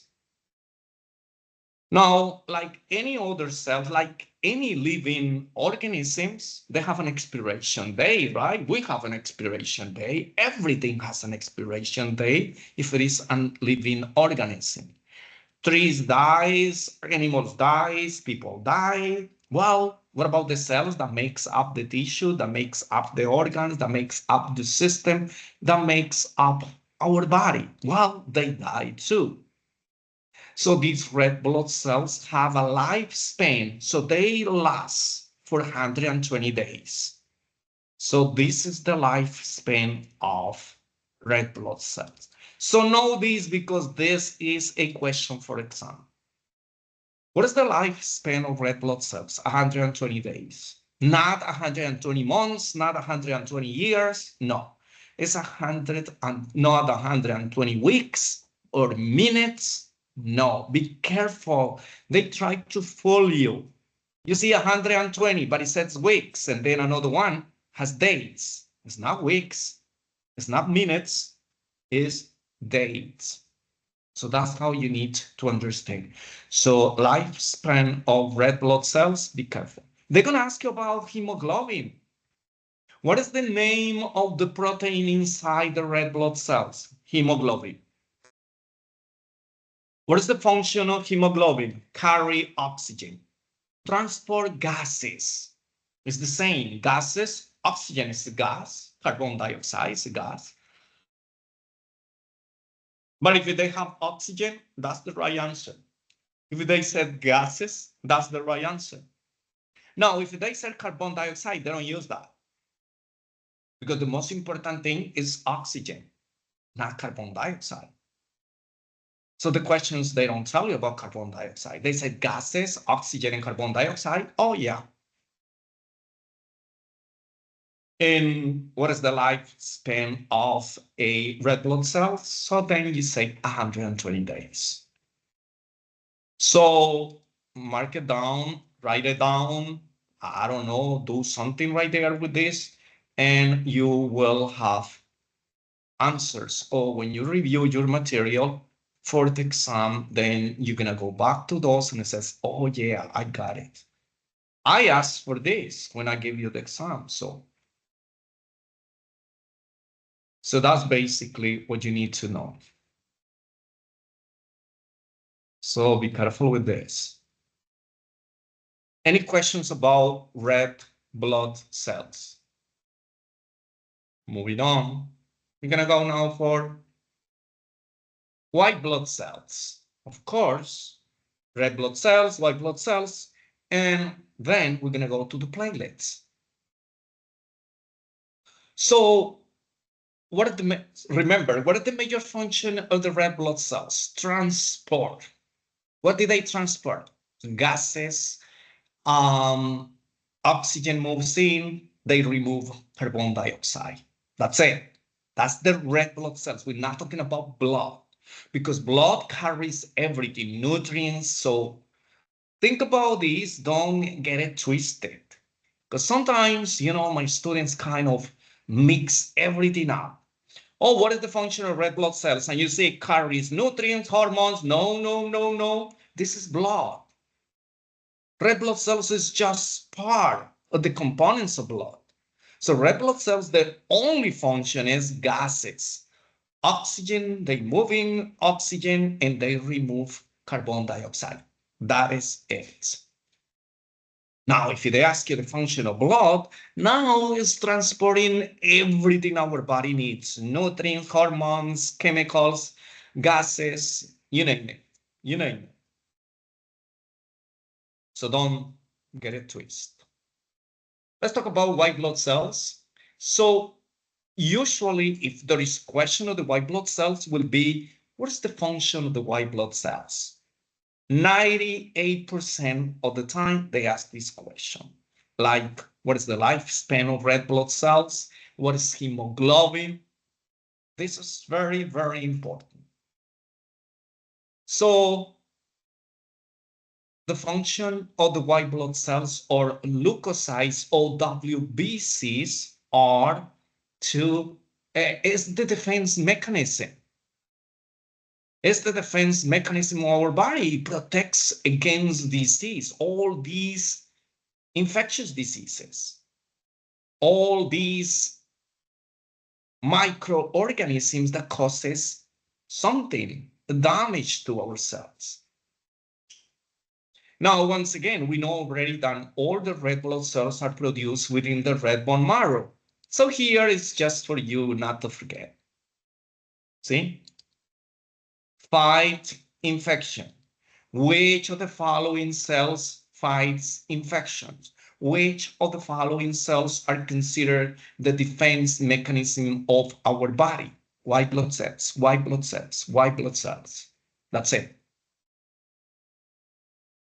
There are 5 types of white blood cells. Think about this.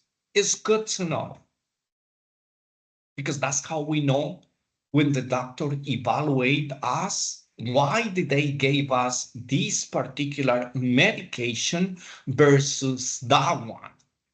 Okay, so if I have an infection, what did they give me an antibiotic? Or what they didn't give me an antibiotic? Oh, wait a minute, this doctor doesn't know what they're doing. I'm gonna take antibiotics by myself. So I'm gonna go to the bodega and buy my own medications because that doctor, I was sick, didn't give me anything. He says, just go home, get some rest, drink some water, some fluids, and that is it. No, these doctors don't know anything. They just took my money. Wrong. It's not that your doctor took your money. It depends on which condition you've been affected by, which microorganism is attacking your body. Then we will decide which medications we're going to give you, if there is any out there for you to take.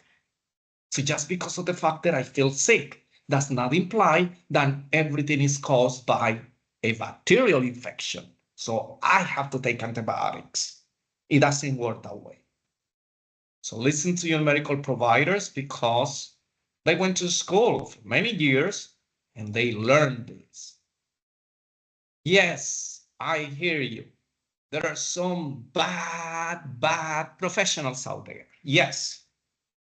They give you something that you don't need. They just look at you. They don't even spend 5 minutes with you and they just go, okay, just go to the lab and then go to the pharmacy and pick up this medication. And they give you medication that doesn't work because they didn't know what they were doing. Yes, there are bad professionals in every single industry. But there are more good ones than bad ones, okay? So if you're running through these bad ones, just stay away from them.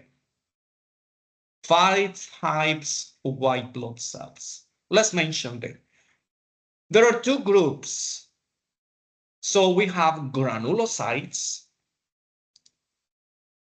So there are 5, right, types. We have granulocytes, neutrophils, eosinophils, basophils. 3. And here we have 2. But this is agranulocytes or non-granulocytes. Remember, non-A means the same. A means no, without. So this happens when we see them under the microscope.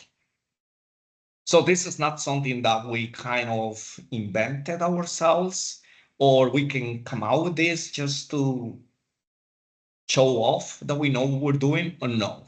These are scientifically proven. So there are 5 types of white blood cells. Granulocytes, as the word implies, they contain granules and the cytoplasm. Remember, the cells have 3 parts, right? I remember that one. That was the first chapter. Remember, cell membrane, the nucleus, and these liquid kind of jelly, viscous, called the cytoplasm. So when you see all these marks within the cytoplasm and the cells navigating inside, suspended inside the cytoplasm, this is when we see the granules. Here we have a cell that has the nucleus, but it's clear, we don't see anything right here. No granules, A means no, or non-granulocytes. And these are 2, lymphocytes and monocytes. So we need to know the function of each one of these types of white blood cells. Because when you get an infection, when you get a certain disease, one of these types of white blood cells are the one who's gonna multiply. Think about this. Think about these types of white blood cells as the armed forces, the Navy. So what the Navy uses, the ocean, water, the Air Force, what the Air Force uses, planes, the air, the Marines, what the Marines uses, oh, they just go ground. What about the Army? Well, the Army uses the ground as well, but in a different, a little fashion. I'm not a military person, but I just know these like that. What about the Coast Guards? Let's talk about what about the police? What about the ambulance? What about the fire department? What they do? They do different things, but they are kind of related. When you call 911, who's gonna show up in your front door or whatever you call them? They're gonna show up the police, the ambulance, or the fire department. Whichever is closest whichever receives the notification that something is going on, they go there. Well, that's exactly what happens with these 5 types of white blood cells. Whenever you have an invasion in your body of a bacterial infection, immediately these neutrophils are going to multiply and go to the rescue. They're going to go right there where these new intruders have come inside your body. See, if it is a bacteria, then the neutrophils will multiply. They will start calling everyone, says, hey, we need help. So get here together. And they pile up and all of them goes to where you were called in. This is like an 911 call. That's neutrophils. So that will be because you have a bacterial infection. Now, how do I know you have bacterial infection? You have to analyze your blood. Yeah, sometimes not so, but it's the right way to do it. What about eosinophils? Well, let's say that you have parasites. Oh, wait a minute, parasites. Oh, that's not nice. So you have parasites. So the doctor ordered a test or just doing the physical exam, they know that you have parasites. You came to your office and you say, oh, doctor, I have some itching on my anal canal. Oh no, this is the right thing. That's how we say it. And it itches. I don't know what it is. You have parasites. I know. Unless we find something else around there, right? Like hemorrhoids, like some warts or some herpes. Oh, then we said, oh, we evaluate and says, oh, we have this. But we're talking about the white blood cells. They increase because you have eosinophils, then you have parasites. See, you have parasites, so then all your eosinophils will increase. So when I see your blood test and I see all your eosinophils up to the roof, I'm gonna diagnose you with parasites. Or two things can be diagnosed with eosinophils. An allergic reaction. Question? Somebody's asking me a question? Oh God, I don't know why this keeps happening. I'm sorry. Yeah, because you want to ask me a question, probably. No, no, I'm listening. I'm sorry. It's just I keep pressing enter and it turns on Yeah, all right. like, No worries. It happens all the time.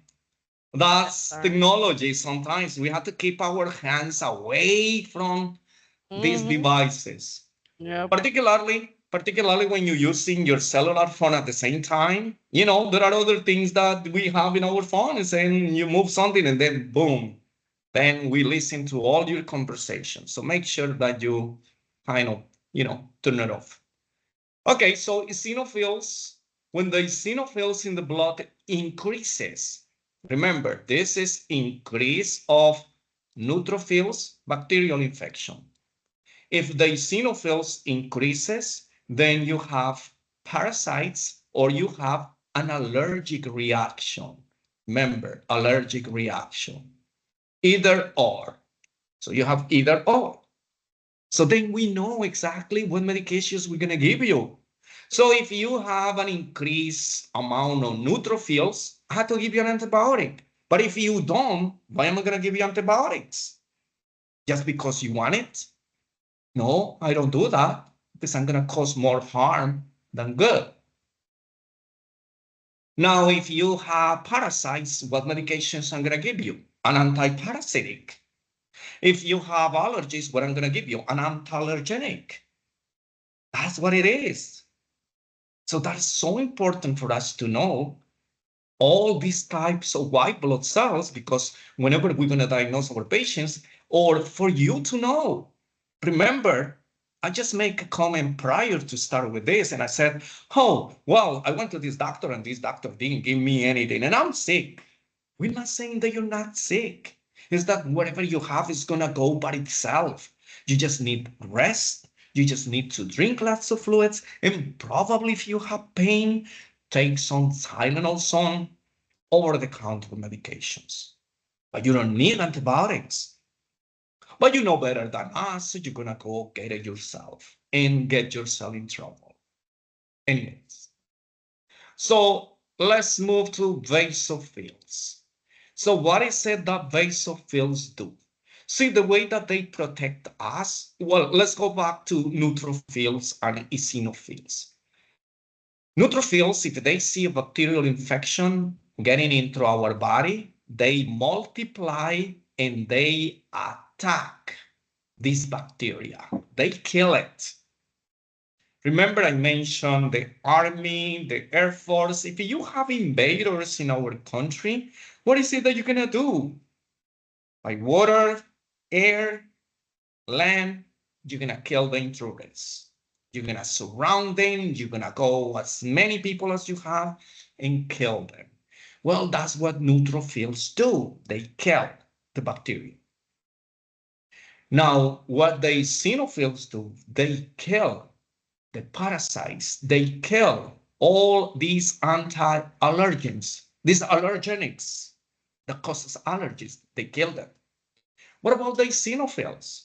Well, the eosinophils, they don't actually kill going there and attacking. They eat all these dead cells, all these dead bacteria, they eat it. All these dead parasites, they eat it. Whatever they counter on their way, they eat it. So they eliminate infection by eating these microorganisms. They eat it, not just kill it.